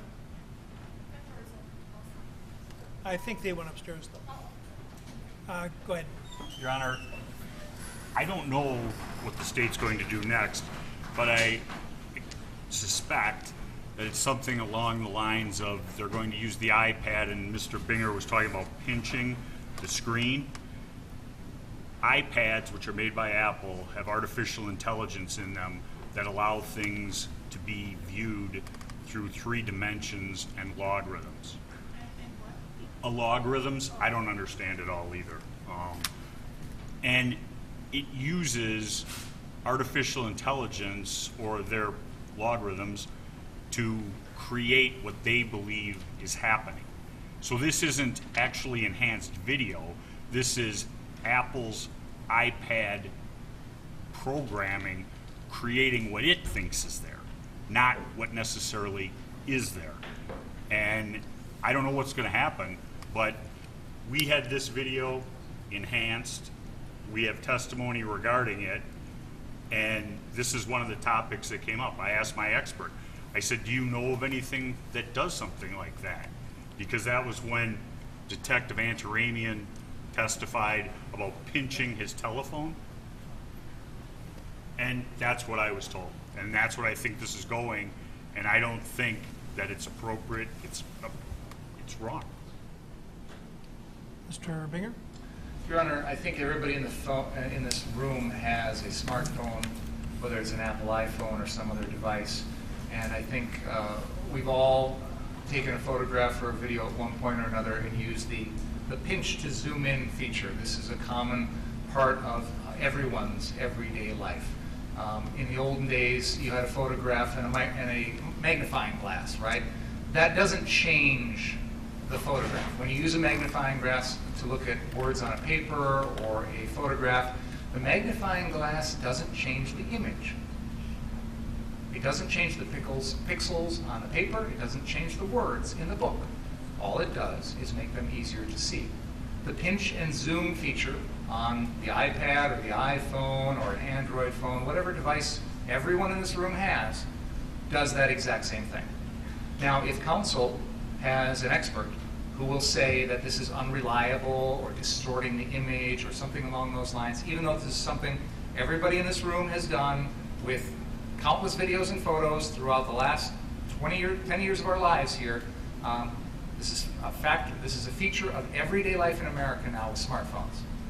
If they want to have an expert come in and say it's unreliable and you can't believe what's on that screen, they can do that. We're still in their case. And then the jury can make a decision as to whether or not pinching and zooming on an iPad or an iPhone is tampering with the video or altering the image or unreliable or shouldn't be given any weight. So if they want to make a jury question out of this, they are free to do so. We're still in their case in chief. But I don't, frankly, understand or agree with anything counsel just said. I've used my phone. I think probably you have too. I think this is something within everyone's common knowledge to pinch and zoom on a screen. And that's what's going on here. It does not change the image in any way. It just makes it like a magnifying glass. Well, I don't know. When I put the magnifying glass up, then it's enlarging the image. It is not altering the image. What he's saying, and I think, and I know less than anyone in the room here, I'm sure, about all this stuff, but I'm hearing him to say that they're actually artificially inserting pixels into there, which is altering the object which is being portrayed. And so, you know what, I myself, when confronted with these changes in technology, what I usually do is to admit the evidence, but make sure that the finder of fact is aware of the fact that it is not the original image and the method by which it's been enhanced. You're suggesting that I should make the defense bring in an expert for it. My thought would be that actually you're the one who's offering the exhibit, so you should be in a position to offer evidence as to the fact that it is not distorting the object which is depicted. I would submit, Your Honor, that I think it's common sense to everyone in this room that that's not what's going on here. And what counsel is saying about Apple software and logarithms and things like that is not something that people in this room are familiar with. I thought I heard the expert say on the stand, and believe me, again, this is not something I'm familiar with, but I thought I heard the expert say that you brought down in from the crime lab that in fact that there were alterations made by adding pixels. That's an alteration of the image. So I don't have any problem with it being received, but you're going to have someone testify that it's a reliable, I don't want to say mirror image, but because obviously if you insert more items into an area of space, it's going to distort what's depicted. I think Your Honor, when the pinch and zoom maneuver is used on a screen, it actually, it almost, it takes the high resolution that we see here and it brings it into the point where the pixels are actually spread out more. I don't. You know what? I'm not going to accept as accurate what Richards is saying, and I'm not going to accept what you're telling me. I said if you can offer somebody who's knowledgeable in these areas, the document or I think you should be allowed to use the image. But this is high risk to me. If you insert more data into an area of space, well, you're wagging your head no. Tell me where I'm wrong. There's no proof in this record that we're doing that, Your Honor. I didn't say there was proof of it. I said you have the burden of proof. You're the proponent of the exhibit, and you need to tell me that it's reliable. The exhibit's already in evidence, Your Honor. That I know. The enhanced exhibit is not in evidence. This is not enhancing. Well, then why show it? I I mean, the reason you want to show it is so because it enhances the image, right? No, one at a time. I'll say what Mr. Krause was just saying. The defense has taken videos and photos and cropped them, zoomed in on them, on many exhibits in this trial. And this is, again, like I said, the magnifying glass is not changing the image. What the expert testified to about his software program was that he uses, I think he called it AMFAR5 or something like that. It was a software program he was using to create the additional images or the exhibits that were introduced with regard to this drone video. And he talked about what that software program does. He was not talking about the common, ordinary, everyday pinch and zoom feature on the Apple. They're two different things, Your Honor, and I want to be precise about this because I don't think it's fair to equate the technical video editing software used by the crime lab with pinching and zooming on an iPhone. They're different software programs, different procedures, and I don't think it's fair to extrapolate this. Every one of those jurors is familiar with this process. This is a fundamental part of our lives nowadays. It's much like 100 years ago people used magnifying glasses. This is no different than that. And I think this is common knowledge, and I don't think I need any sort of expertise on this issue. If the defense wants to quibble with it, they have an expert who can offer testimony. But the exhibit's already in evidence. It would be no different than me printing off a photograph of it and then holding up an enlargement. I mean, we had a guy come in yesterday with Walgreens prints. I mean, this is what is done with photographs all the time. There's enlargements done in the lab. It doesn't change the pixels. No. You know, I don't want to hear about what happened earlier in the trial that came in without objection. If you didn't object, then I didn't address it. Now, I'm not going to police this case, so everybody, anytime somebody wants to put some evidence in, I'm going to say, well, wait a minute, what about that? What about that? I have to have an objection. I get an objection, and then I rule on it. There has been no objection during this trial when either side has exploded an image or anything like that. If you'd have brought in an objection, if he'd have brought in an objection, I would have ruled on it. But to say now, well, this has already been done during the trial. I've got an objection in front of me now. He's suggesting that the amplifying the image is altering what is portrayed, the image which is portrayed, and you're giving me as a defense, it's no different from using a magnifying glass. I don't believe that, because if I take, the image is the same, and all it is doing is improving my poor old vision. Here you've got someone, to correct me if I'm wrong, I do believe the expert testified that he had inserted, or either him or the device inserted additional pixels into the image. That different program, Your Honor. Well, I don't know what kind of a program. I don't care what kind of a program it is. The question is the image in its virginal state? I care about what program it is, Your Honor, because these are technical issues. Mr. Richards has just made representations with no basis whatsoever. Can you slow down? Absolutely. Stand it over again. Mr. Richards has just made technical representations with no basis in this record whatsoever. He is questioning a common part of life that we use, everyone uses, every single day. The expert who testified was talking about a different software program, and it does make a difference. I don't know. Well, then if it's going to be an issue, let's You're make the it a shot. proponent. I said before, I'm not going to talk about it further. You're the proponent, and you need to assure me before I let the jury speculate on it that it is a reliable method that does not distort what is depicted.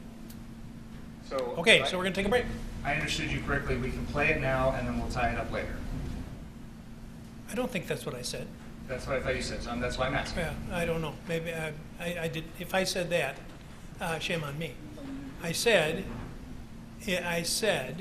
that we're going to take a break right now, and I said before I'm going to allow this to be amplified in the way that you want, it is going to have to be demonstrated to me that it's a reliable way to do it.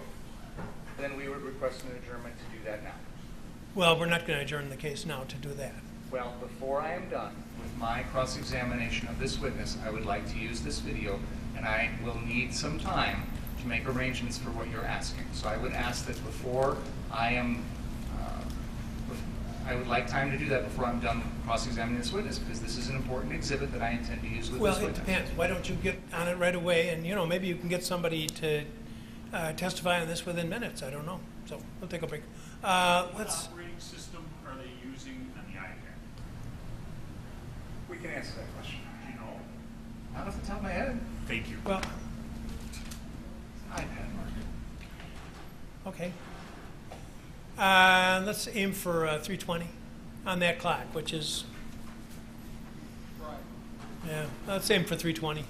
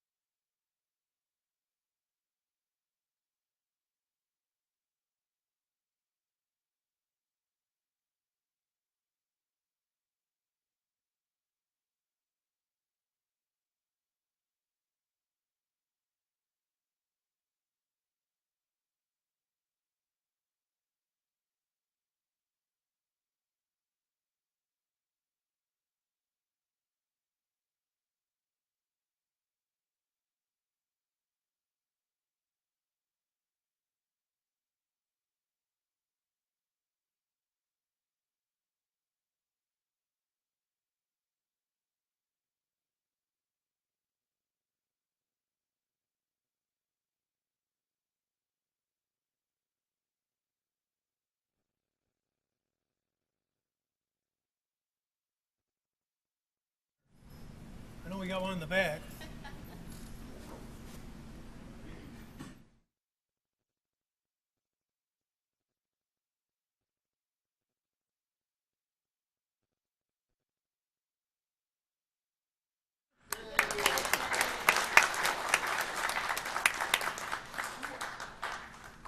All right, let's get the jury.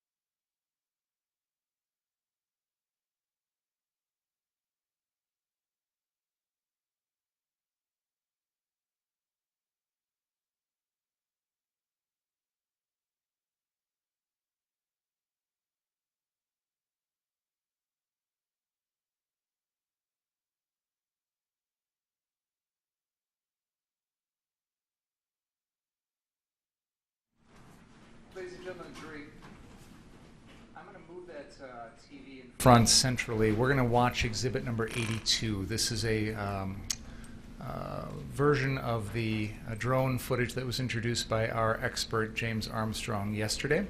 And I'd like to be able to put this TV centrally so everybody can see it. So if you could let us know if you're able to see it when we move it, please. Oh, yeah, I'll turn them on.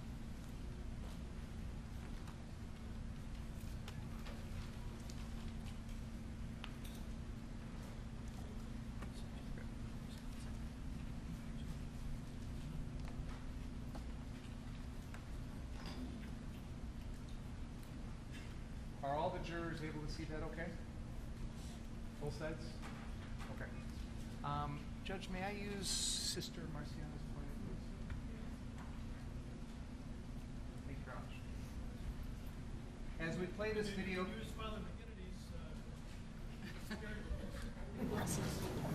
As we play this video, ladies and gentlemen of the jury, I would...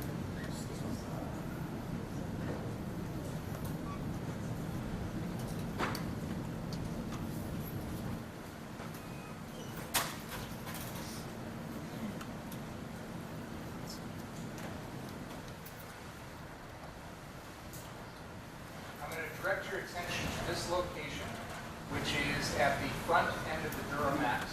There's an individual here on the sidewalk who is pushed or is in a wheelchair, and there's a little bit of a gap there between that individual and the Duramax. And I'd like you to keep your eyes on that location. Before we begin the video, Mr. Rittenhouse, are you able to see this video okay? Yes. All right. Please go ahead and play that.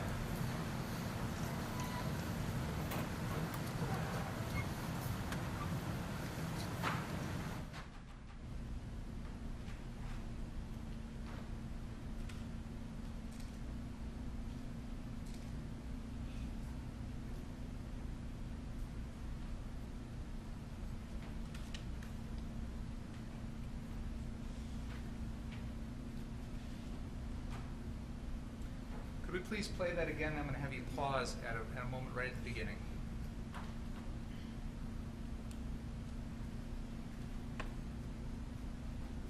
Pause.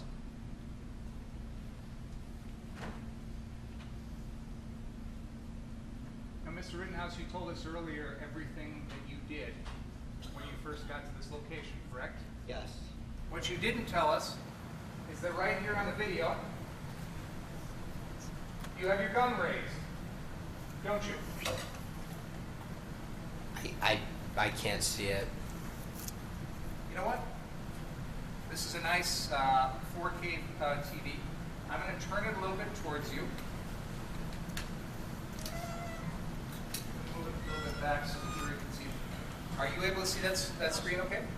I don't think all the jurors can see it now. I want to be able to play it for the defendant to be able to see it up close. I understand. I'm just thinking if perhaps he could take the chair that the officer is in right now. And do you want to go over there as well? Would you, would it be easier, Mr. Rittenhouse, if you came and stood a little closer to that screen? Is that the same definition? Well, you know, and you're using the pointer, so we want to all be looking at the same TV. Okay. Okay. Would it be appropriate for Mr. Rittenhouse to come Sure. stand closer to the TV? As long as he doesn't block the jurors, he and Mr. Richards can go over here. All right, And, let's, I'll move this back. stand right down there if you would, please. Let's go back to the beginning of the video, please. I'm going to tell you when to pause. Don't watch that one. We can't see. Well.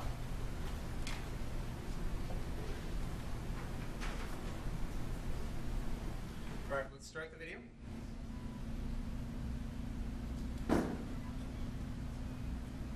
Pause.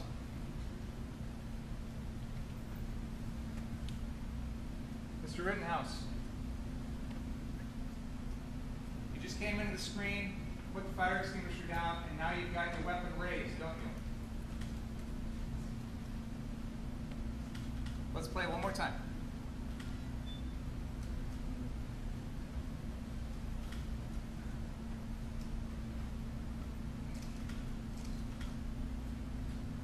Pause.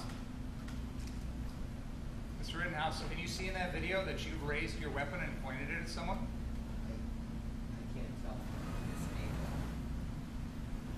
Let's play it one more time. Your Honor, he's answered the question. Well, he says he can't see, so I'm trying to help him see. Go ahead.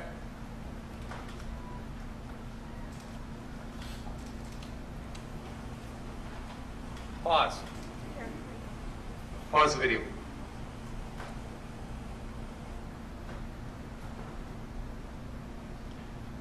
It doesn't look like I raised my rifle. It looks like my shoulder's up, but my rifle is pointed downward. Thank you.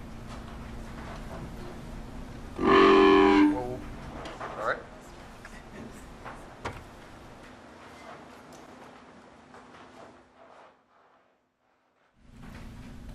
So your testimony today under oath is that you have no memory of raising and pointing your rifle when you first got to that location. Is that right? Yes. You see yourself put the fire extinguisher down. I see myself drop it. Yes. Let's play Exhibit 84 now, please.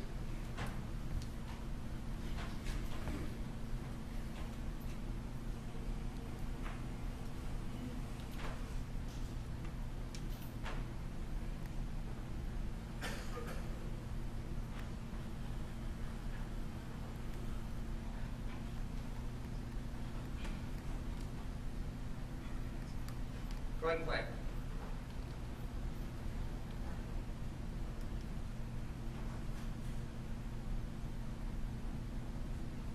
Pause. In this video, at this point, Mr. Rittenhouse, you have turned around and you are pointing your weapon at Mr. Rosenbaum, correct? Yes. And there is a point. Let's continue the video, please.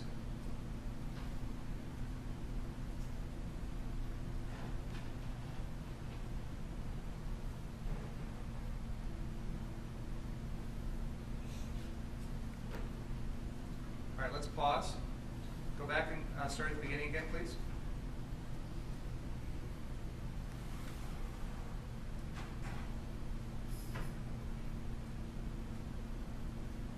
Pause. Can you go back about half a second, please?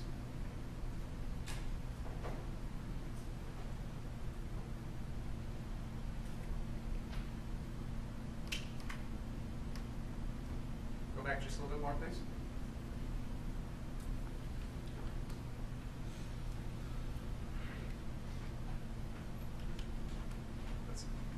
back to the beginning, hit play, and I'll try and pause you a little bit better.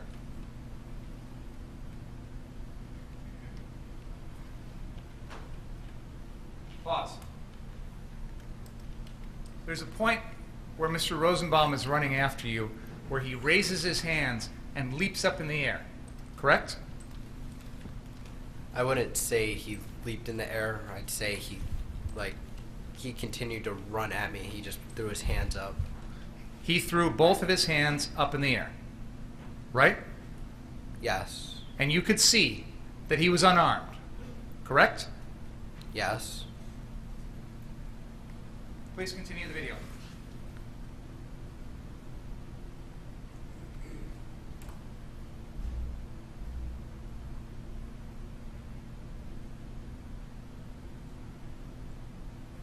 Pause. Joseph Rosenbaum never touched you in any way during that incident, correct? He touched my gun. He didn't touch your body in any way, did he? No. He didn't kick you? No. He didn't punch you? No. Other than that plastic bag, he didn't throw anything at you? No. He didn't have a gun on him? No. He didn't have a knife on him? No. He didn't have a chain on him? No. He didn't have a bat on him? No. He didn't have any weapon of any kind, correct? Other than him grabbing my gun, no. Well, he didn't have possession of that gun. You did, correct? I was holding it, yes. And it was strapped to your body, correct? Yes. At all times during this incident, you retained possession of your AR-15, correct? Yes. Can we please play exhibit, I apologize, Brian, I don't know if I mentioned this one earlier. I think it's 83. It's the full speed version of what we just saw. That was 84 just now, right? Okay, let's play 83, please.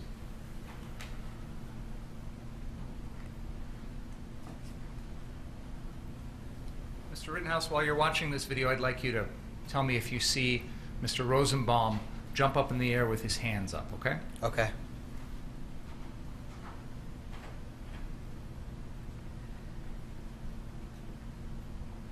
Go ahead and play.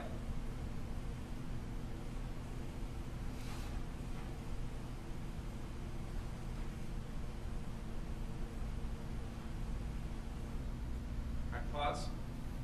Can we go back to the beginning, please? And play again.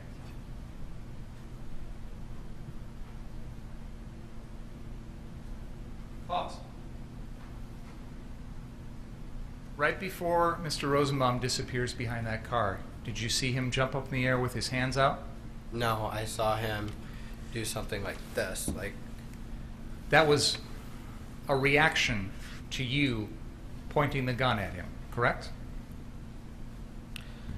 Yes, but he kept running at me, so it didn't deter him. But it slowed him down a little bit. He does this sort of jump with his hands in the air when you're pointing the gun at him, right? No, he continues to gain speed on me. Okay. Now let's play Exhibit 86, please.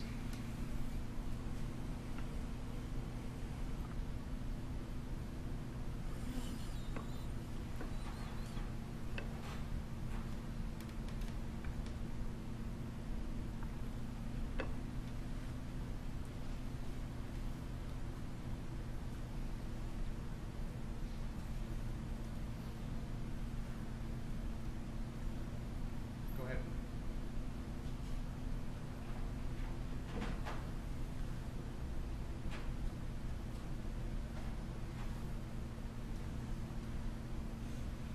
All right, pause it. Did you slow down? Did I? Yeah. I turned around, and I may have slowed down a little bit. It looks like you slowed down before you even turned around. Yes. You've characterized Mr. Rosenbaum as advancing on you, speeding up towards you, but you actually slowed down, didn't you? Because of the people around the cars, yes. But after the shooting, you run around those cars and head back towards the direction you originally wanted to go to, right? Yes. So those people didn't stop that, did they? They weren't there after I shot Mr. Rosenbaum. They scattered after you fired your gun 4 times, didn't they? Yes, they weren't there anymore. And you've heard Dr. Kelly's testimony that the first gunshot from you to Mr. Rosenbaum caused Mr. Rosenbaum to start falling to the ground. Did you hear that testimony? I did. And then you continued to fire 3 more shots into him after that, didn't you? I continued to fire until he was no longer a threat to me. When he's falling to the ground in front of you, he's no longer a threat to you. His pelvis is broken, right? I don't know. But he's fallen to the ground, isn't he? I saw him lunging towards my gun, and I remember his hand on the barrel of my gun. Because he was trying to push it out of the way so you wouldn't shoot him. Sustained. What was the risk to you of death or great bodily harm at the moment you killed Joseph Rosenbaum? If I would have let Mr. Rosenbaum take my firearm from me, he would have used it and killed me with it and probably killed more people if I would have let him get my gun. Mr. Rosenbaum never said anything to you about taking your gun, did he? He didn't say anything, but he tried to take my gun. And whoever's got that gun is a threat to everyone else? If he would have taken my gun, he would have used it against me. Let's break that down. First of all, you had already prevented him from taking your gun by running away and doing that little dip and dodge that Mr. McGinnis talked about, right? He was still coming after my gun. But you could have kept running. You could No, have turned back around like you did, couldn't you? No, I couldn't have. You have the gun strapped to your body at this moment, correct? Yes. The strap is designed to keep that on your body so it doesn't come off, correct? To help retain it, yes. And you have both hands on the gun, correct? Yes. And Mr. Rosenbaum has never said anything at all about wanting your gun. You never heard him say anything about that, correct? I haven't. You never said anything, he never said anything to you about using that gun at all, correct? I don't know what Mr. Rosenbaum was thinking when he tried to grab my gun.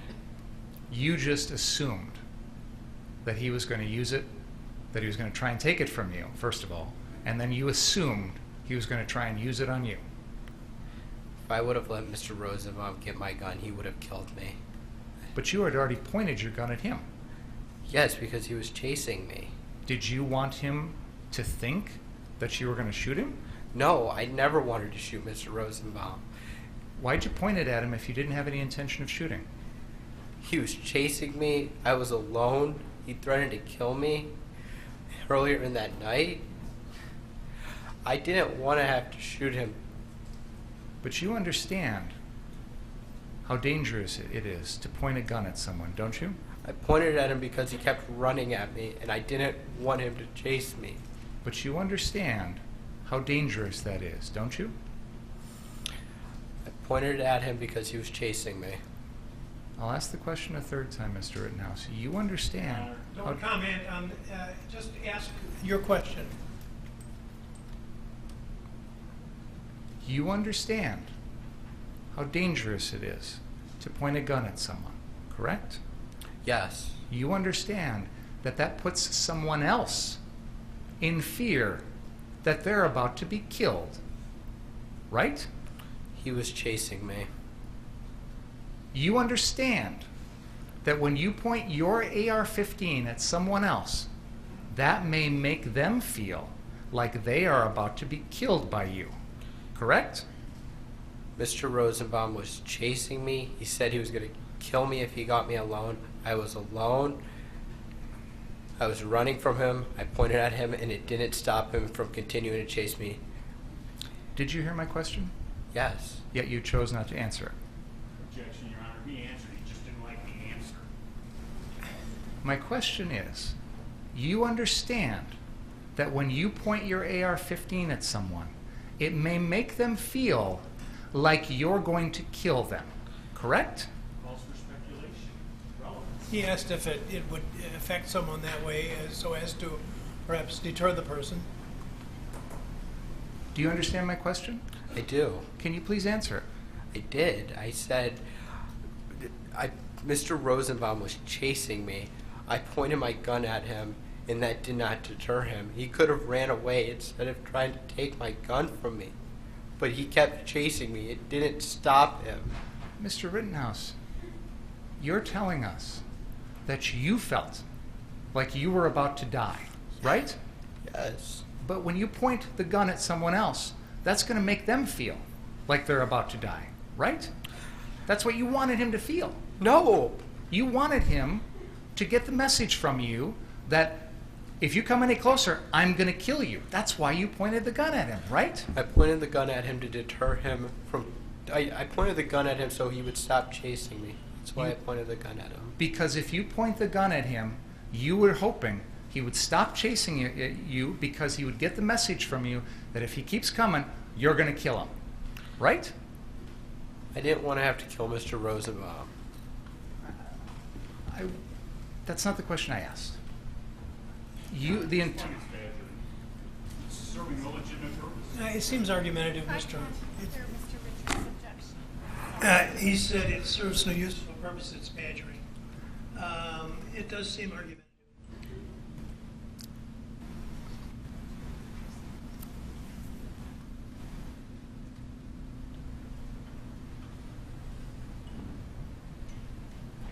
You intended, in that sequence we just saw, you intended to point your gun back at Mr. Rosenbaum in the middle of the parking lot, right? I pointed at him so he would stop chasing me, but he didn't stop. That was your intentional decision to point at him. That wasn't an accident. I'm going to interrupt here. The jury cannot see you. I thought we'd moved it. I'm sorry. No, so please get it out of there.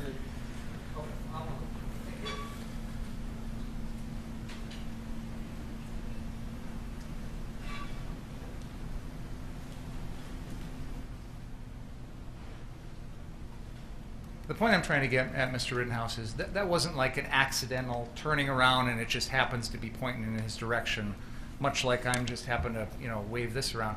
You made an intentional decision in the middle of that incident to turn and point the gun at Mr. Rosenbaum, correct? Yes. And you can understand why that would make someone fearful for their life, right? But he continued to chase me after, so no, I can't. It didn't work. It didn't stop Mr. Rosenbaum from chasing me.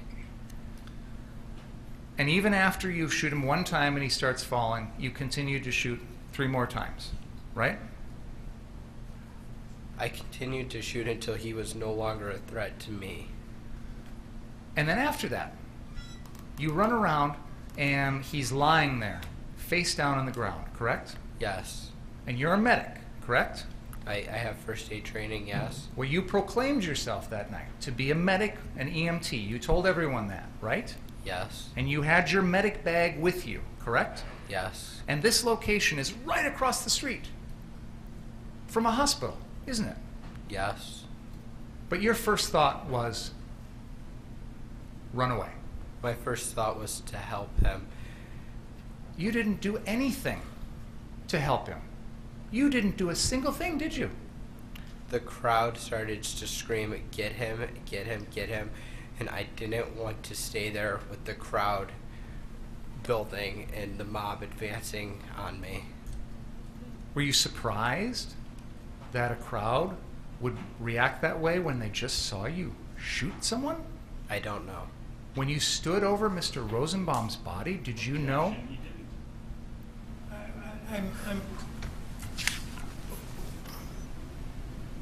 Go ahead. When you stood over Mr. Rosenbaum's body, did you know whether he was dead or alive?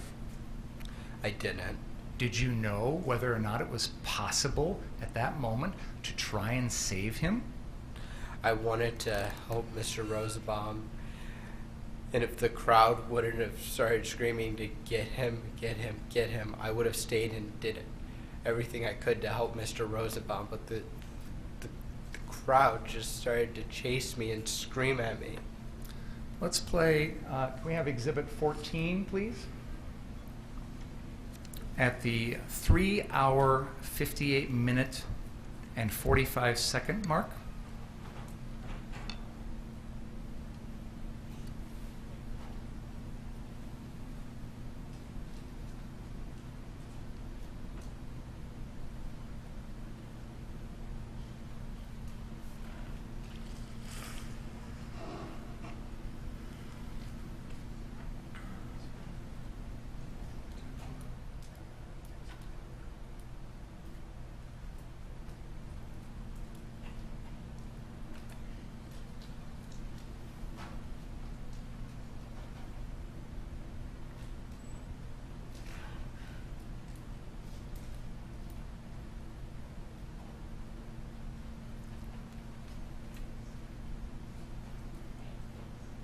Okay, play from here, please. And blindside.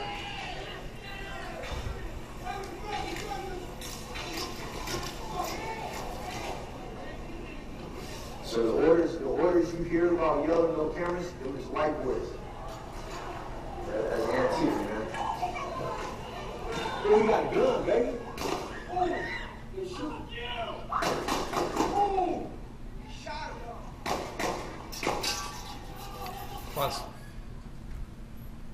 After you fired your 4 shots at Mr. Rosenbaum, there were 3 more gunshots right after that, right? Yes. And those were coming from very close to where you were, weren't they? Yes. They were coming from right here on the south side of the 63rd Street car source, right alongside 63rd Street on the north side of 63rd, right? Yes.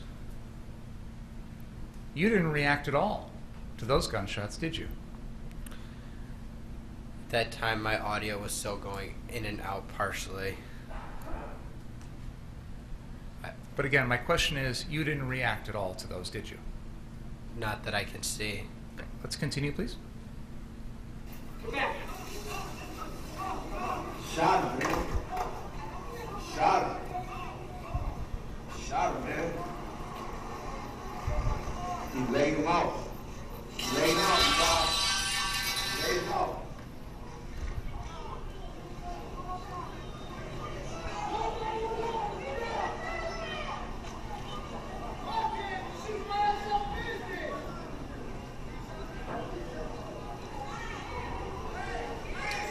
Pause.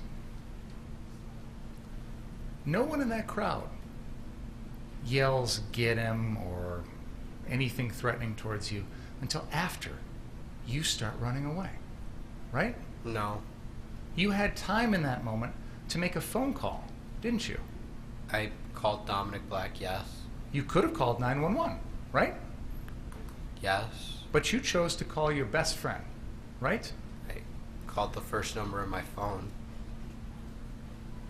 Is that quicker than 3 digits, 911? I don't know. And then you started running.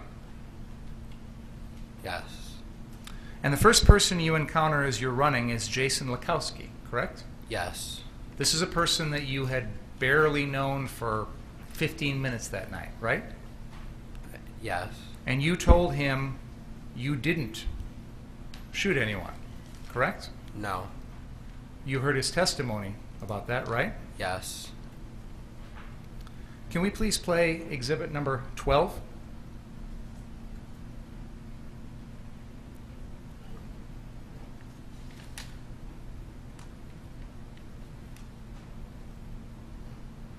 While we're getting that ready, you talked earlier about this crowd and what they were saying, and you felt like they were coming after you.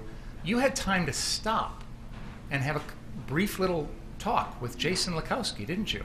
I stopped for a second and asked him to help me get to the police. Even with this crowd on top of you, as you describe it, you still had time for that, didn't you? For a second. I stopped for a second. Let's play exhibit number 12, please.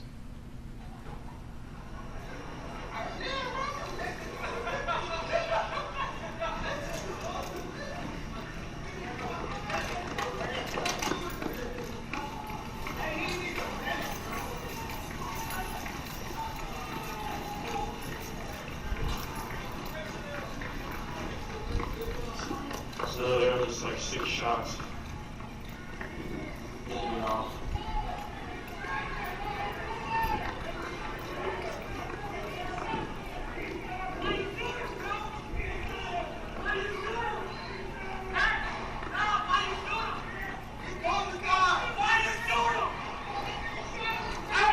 Back up 10 seconds, please. Go ahead.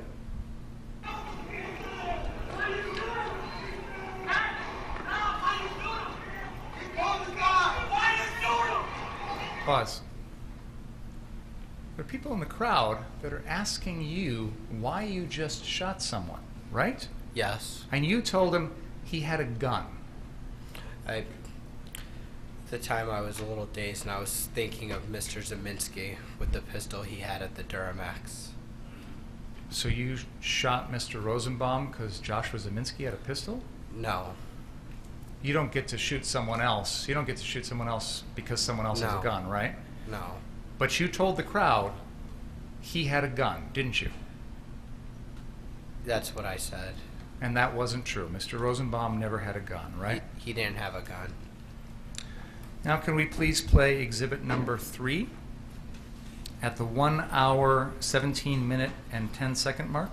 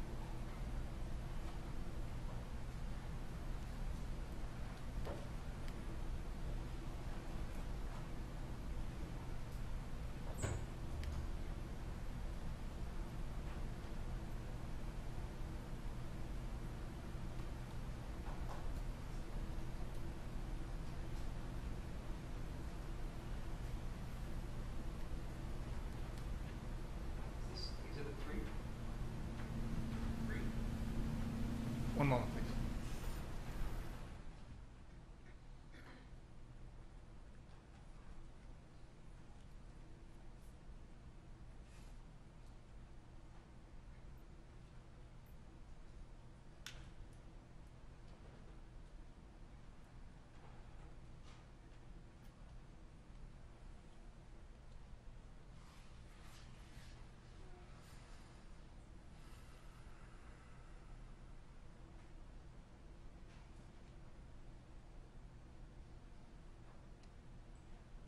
This is an excerpt from the Gage Grosskreutz Facebook live stream that night.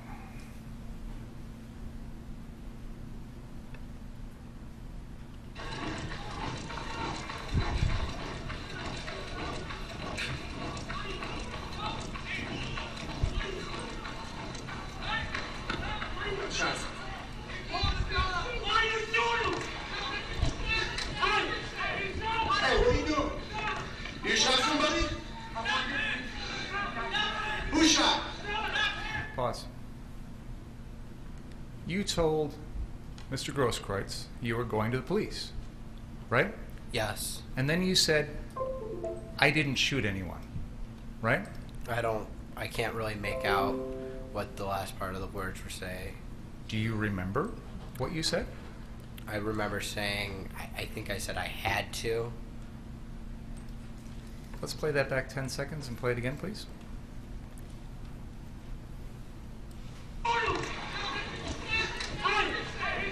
Hey, what are you doing? You shot somebody? Who shot? Who shot? Pause. Pause. Aren't your exact words, I'm going to the police, I did not shoot anyone? That's what I remember from that night, but watching that, it sounds like I said I didn't. That, again, was not true. You just had shot someone, correct? I did. Why didn't you tell the truth? I was being chased by a mob, and I don't really remember that interaction very well. Let's play Exhibit 5, please.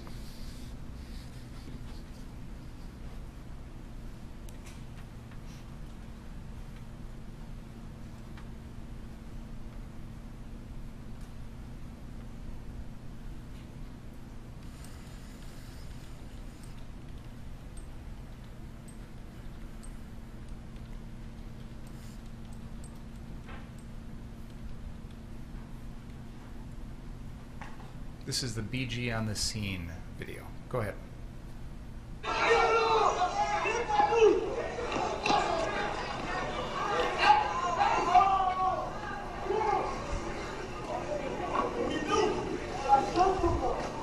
Pause. Now, we've heard a lot of testimony about this person who comes up behind you with something and hits you in the head. We've heard about Anthony Huber's first approach to you with his skateboard, correct? Yes. You testified that after a few more feet, you felt lightheaded and you stumbled. That's what you told when your attorney was asking you questions, correct? Yes. No one knocked you to the ground. You lost your own balance, correct? I was hit to the point to where I stumbled. You said in response to your attorney's questions that you stumbled because you were lightheaded. Do you remember telling us that? From getting hit, yes. You were lightheaded because you had been running and you were being chased. That was why you were lightheaded, right? That and being hit, yes. Let's continue. Pause.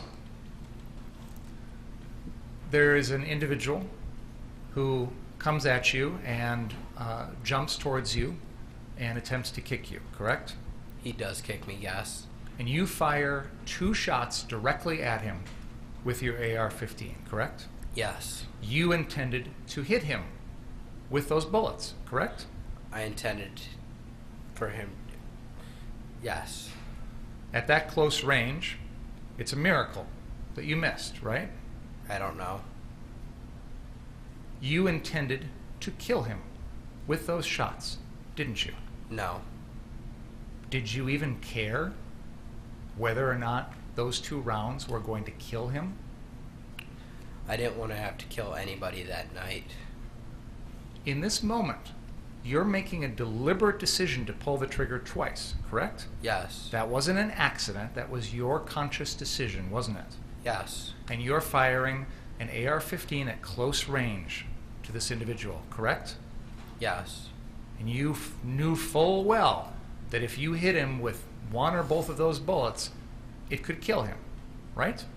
There's that possibility.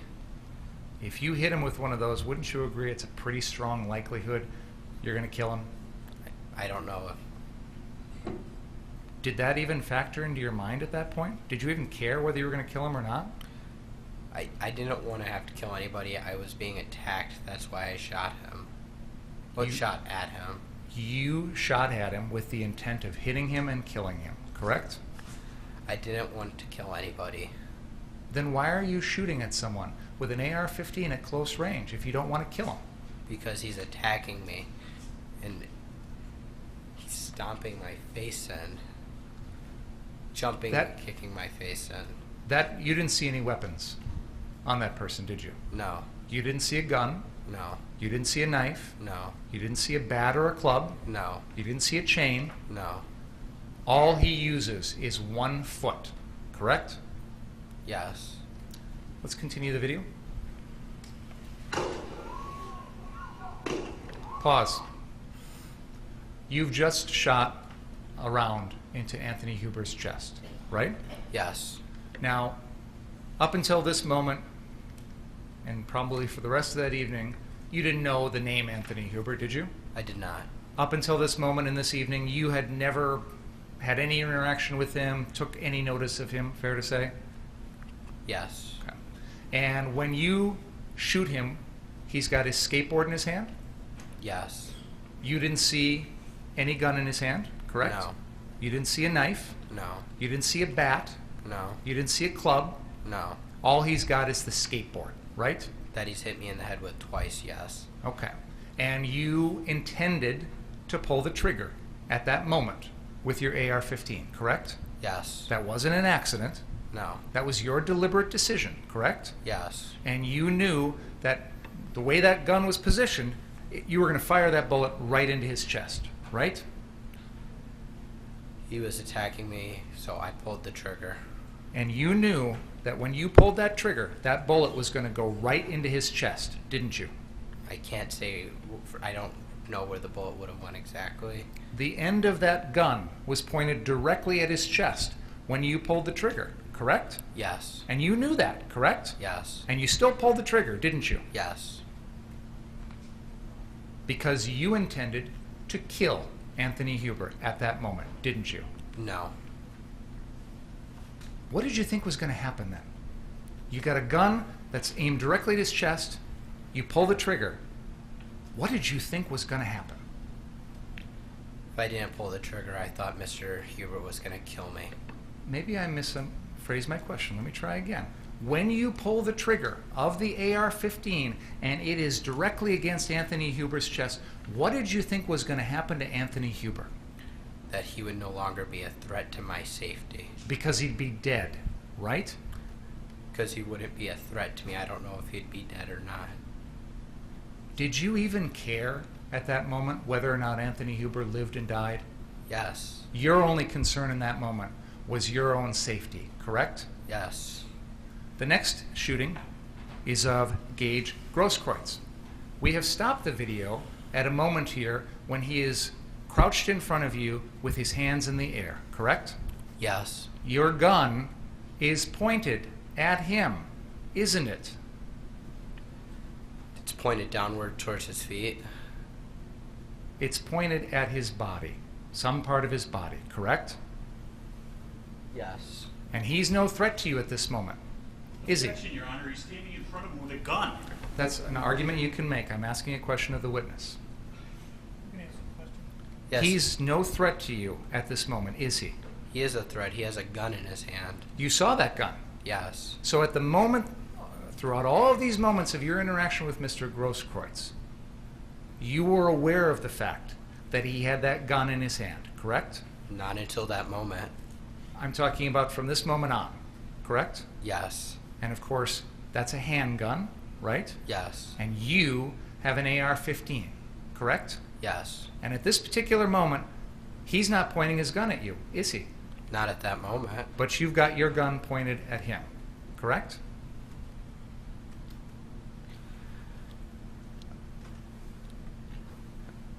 Looking at the video, I think I'm lowering my weapon. I think it's just a still shot of where you have it to where that, but I believe in the whole video I'm lowering it, and then he points his gun at me.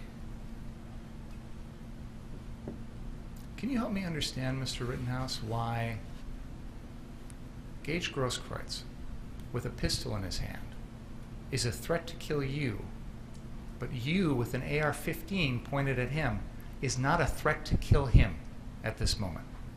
Can you help me understand that? I've been attacked by several people, and he decided to come and point a gun at my head. Well, first, He hasn't done that yet, has he? No. So again, I ask you, in this moment, you told us Gage Grosskreutz is a threat to you right now. Yes. He's got a pistol not aimed at you. You've got an AR-15 aimed at him. Why is he more of a threat to you than you are to him? Because he was moving at me with a gun in his hand. This is right after you've killed Anthony Huber, correct? Yes. Right after you fired 2 shots at almost point-blank range at the man running towards the camera right now and missing him, correct? Yes. And you're telling us Gage Grosskreutz is the real threat at this moment? Yes.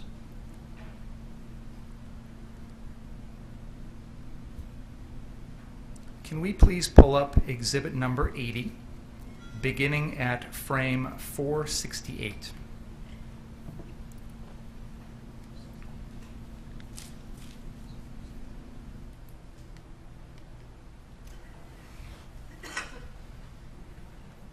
This is an exhibit which consists of, what's the number, 732? 729 frames from the BG on the Go video that we just watched. This was prepared by James Armstrong of the State Crime Lab. I'm not going to show all 729, but I'd like to start at frame 468, and we're going to go frame by frame from there until frame 500.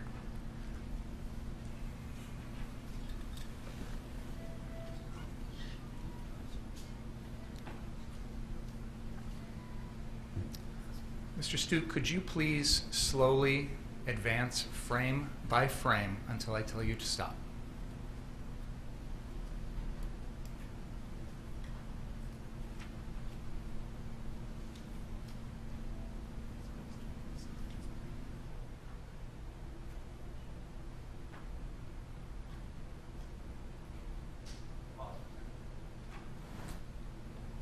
Mr. Rittenhouse, this is immediately after Gage Grosskreutz has stopped in front of you and you are doing something with your firearm at that moment. Do you recall that? Yes. You were asked some questions about what you were doing at that moment.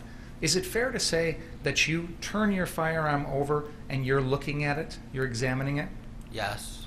But your testimony is you didn't do anything to actually manipulate it at that moment. Correct. Is that fair to say? Correct. Okay. Please continue.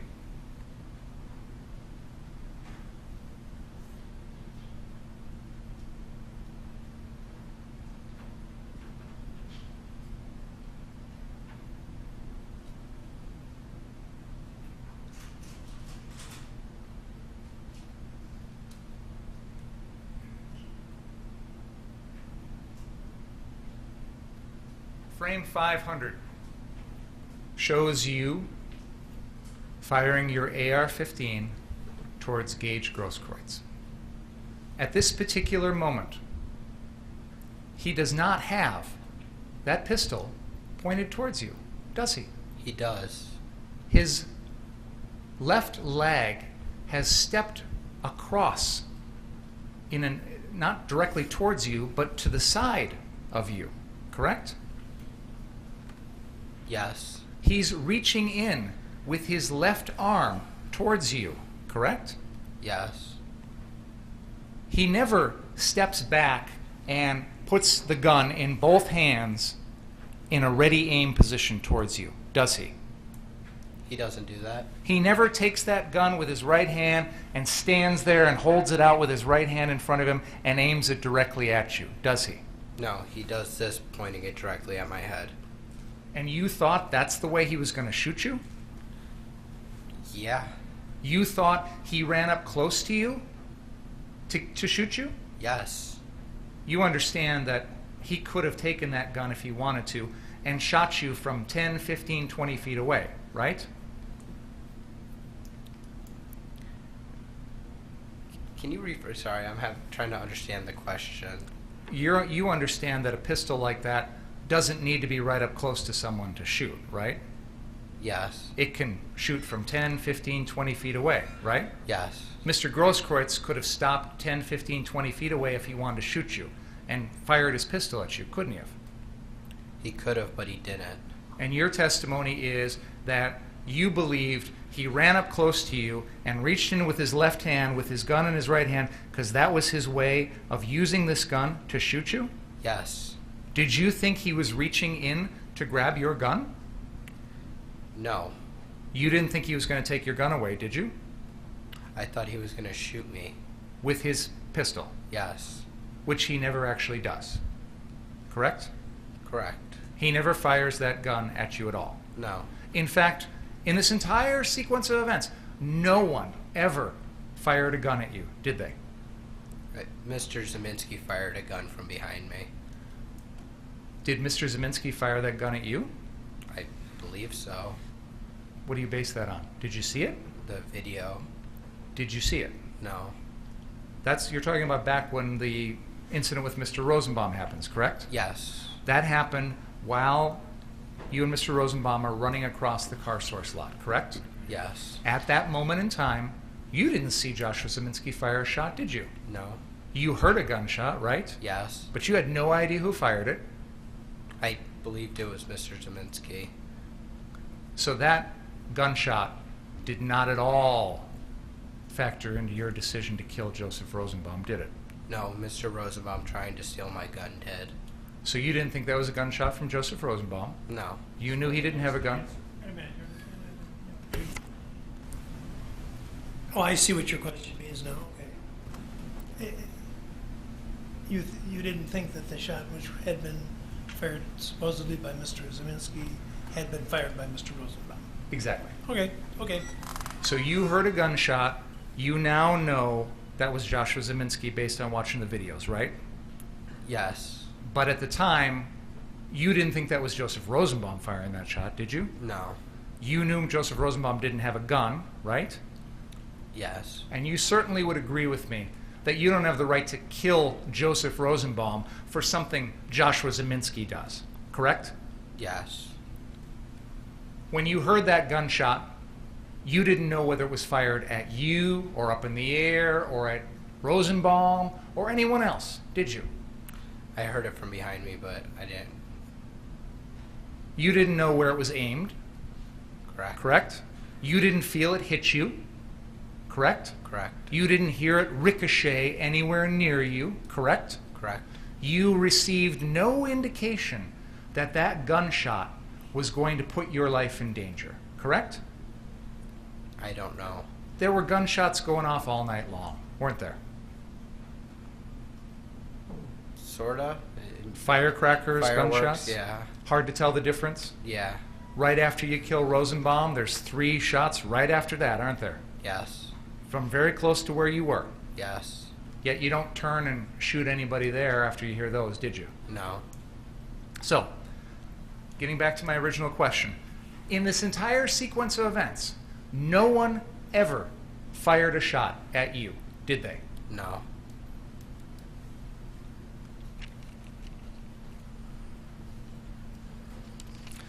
After you kill Anthony Huber, shoot Gage Grosskreutz, and attempt to fire those 2 shots at the person who jumped at you, you got up and you walked away, didn't you? Yes. And you're about, what, a block away from the police line? Yes. And you know that police line's there because you're running towards it. Yes. And there's really nothing in the road between you and that police line, is there? After the shooting? Everybody No. scatters? No, nothing in the road. So you have a clear line of sight from where you did those shootings to those law enforcement vehicles, correct? Yes. And you still have your AR-15, Yes. and the crowd is pretty much run after they hear the shots, right? Yes. You still have your medic bag, Yes. correct? Yes. You never once offer to help anybody that you just shot, correct? I don't. Correct, you don't? Correct. Anthony Huber is lying there over on the ground after you shot him once in the chest, correct? Yes. You didn't know at that point whether he was alive or dead, did you? I didn't. You never went over to check, did you? No. You didn't know whether it was possible to save his life at that moment or not, did you? I didn't. And you didn't even care. You just kept on walking. Correct? I kept walking to get to the police line. Gage Grosskreutz, right after you shoot him in the arm, is yelling, "I need a medic." Did you hear that? Yes. That's in the videos, isn't it? Yes. You don't do anything to help him, do you? No. You just decide to get out of there as fast as you can. Correct? Yes.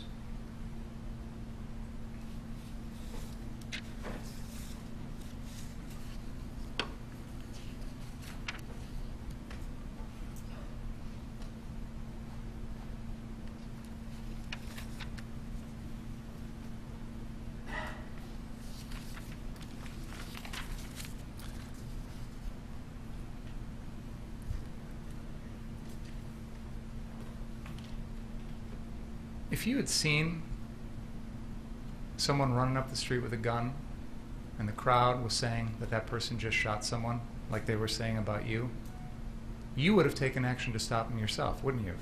No, I wouldn't have. You're running around putting out fires, aren't you? Yes. A shooting's far more serious than a fire, isn't it? Yes. You took it upon yourself to do the things that the police and the fire departments weren't doing that night, correct? I helped put out fires, but I wouldn't say that. You went around offering medical service because you didn't think there were EMTs or EMS that would be able to come in there, correct?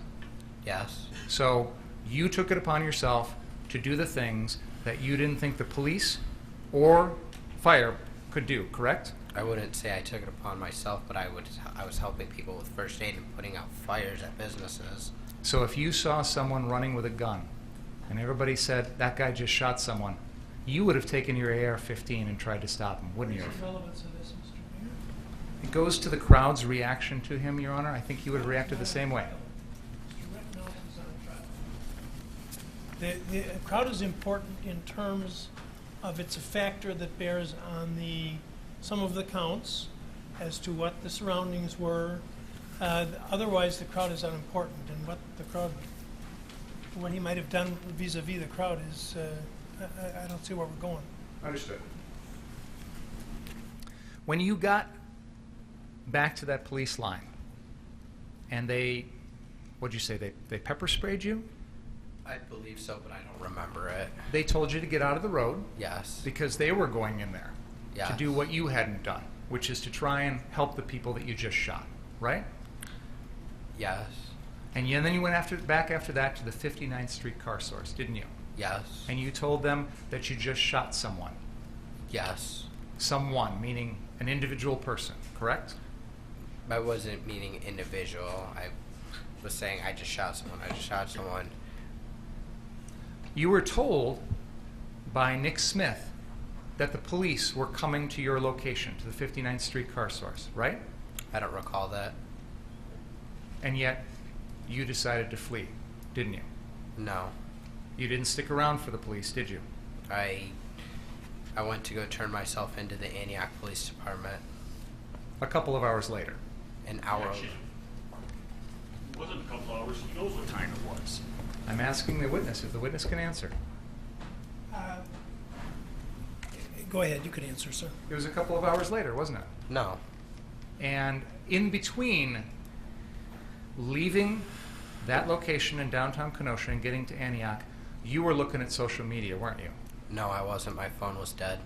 You had heard from other people that your name was out there, right?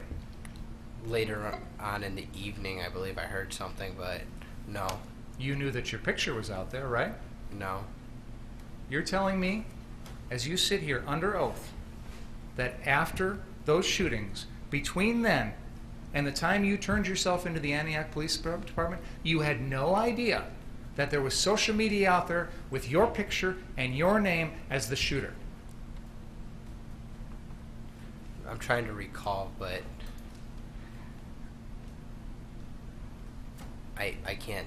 I'm trying to remember. I'm sorry, I don't remember.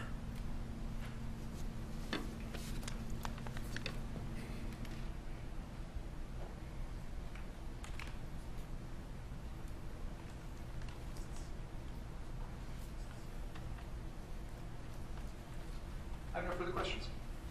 I have nothing on that, Your Honor. You may step down, sir.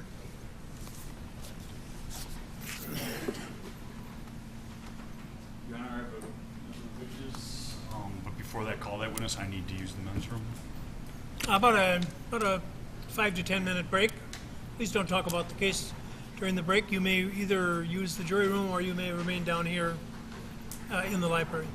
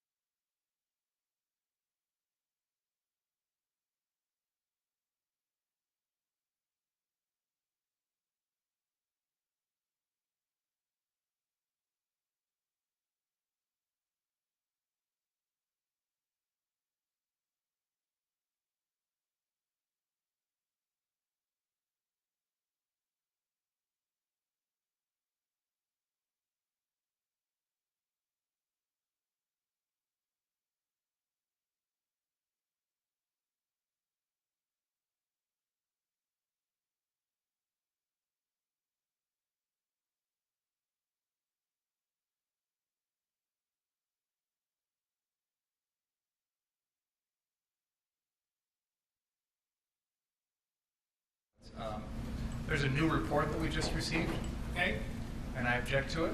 It's beyond the scope of the court's order, and it's untimely. Does it differ from the former report? Your Honor, the only thing that is different is it adds the new discovered video from Friday.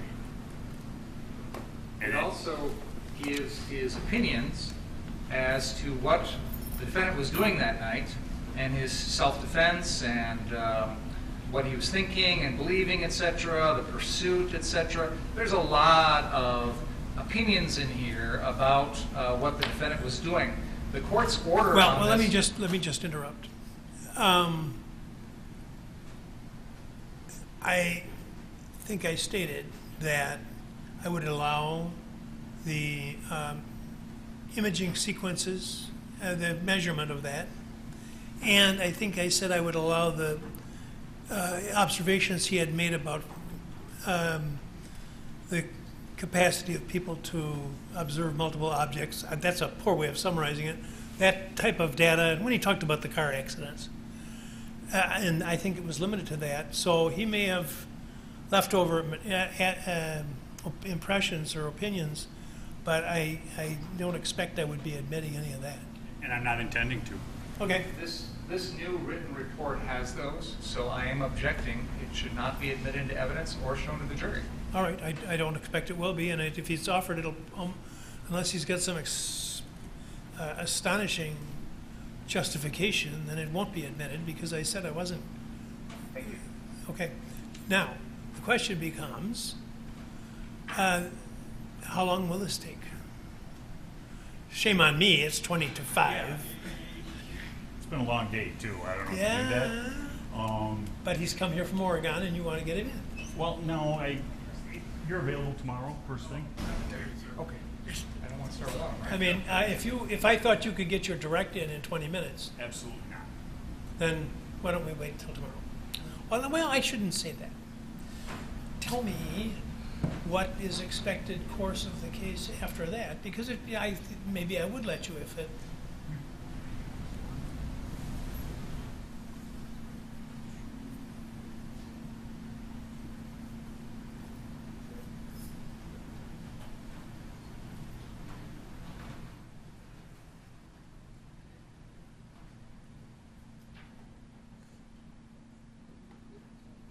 With this witness 3. 3?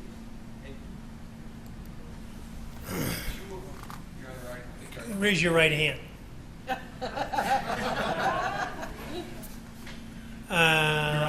That's what we have under subpoena. Well, Mr. Black isn't under subpoena.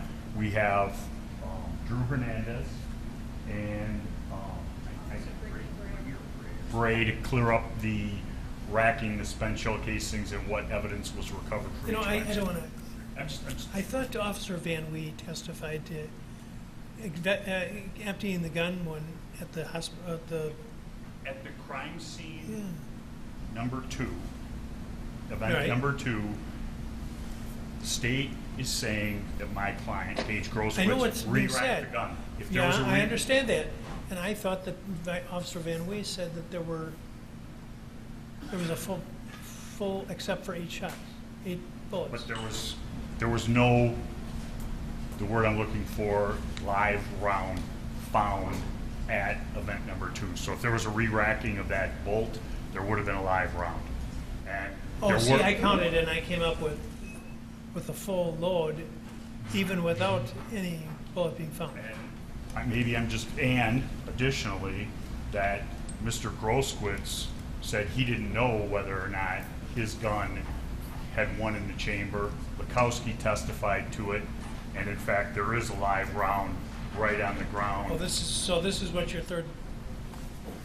Okay, well, let's deal with the realities of it. Unless you gentlemen are prepared to tell me that you're going to send me your proposed instructions on within by 7 or 8 o'clock tonight, and unless you're going to tell me that you're going to argue for less than an hour and a half each, then we're going to end up either working Saturday or working on Monday. So let's take a vote here, because the jury did clear Tuesday, And of course, I think I read once that Abraham Lincoln, when he took a vote on the Emancipation Proclamation, all the votes were no. And then he said, but the deciding vote is aye. And so I'm going to take a vote about what you folks want to do, but that doesn't mean it's going to come out the way you want. So who wants to work Saturday? I'll work Saturday, I'll work Monday, I'll do whatever the court asks me. Who wants to come back on Monday? Okay, so it's one to they don't care to I'm going to vote with you on Monday. So okay, so I know. Is it okay if I tell the jury we are hopeful that we will conclude the case on Monday? I understand that. Is there going to be extensive rebuttal? I don't think it's going to be extensive, but Yeah. we do reserve the right to call Sure, rebuttal, yes. yeah, I understood. Well, maybe I'll tell them I expect that we'll finish in the time which was given to us, which was included Tuesday. And we'll see what happens. All right. Anything else before I call the jury down?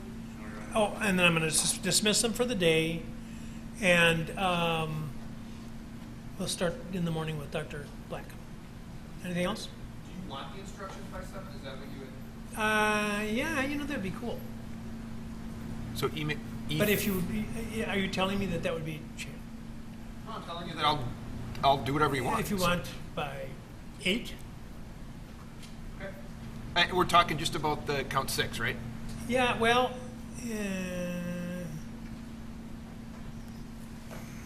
You know what? I'll send you my preliminary. No, I won't do that. I'll send you my preliminary tonight, as long as we're not going to argument until next week. I'm not even going to promise that. Let's just, cool. All right. Let's call the jury down, dismiss them for the day. You don't have to send me anything tonight, and I won't send you anything. I think they're in bed. Oh.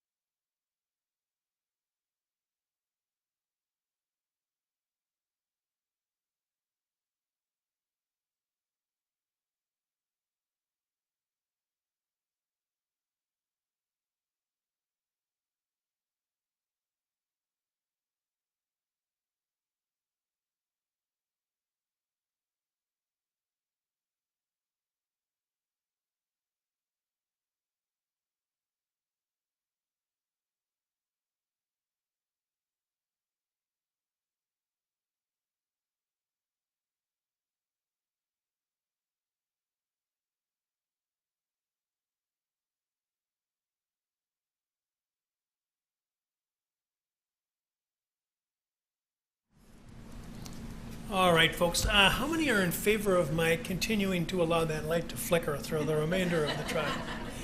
Why don't we get maintenance in here, and hopefully they can fix that. And we're gonna stop for the day, and we're going to come tomorrow morning at 9. And I have just discussed the matter with the lawyers, and I'm very confident that we will finish by Tuesday, as I asked you about a couple weeks ago. And there's a bare chance, I don't want to get your hopes up, but there's a chance we could finish on Monday. And that's the best of my information, and it isn't a promise, but I think that's very realistic. So, in the meantime, please don't read, watch, or listen to any account of the trial,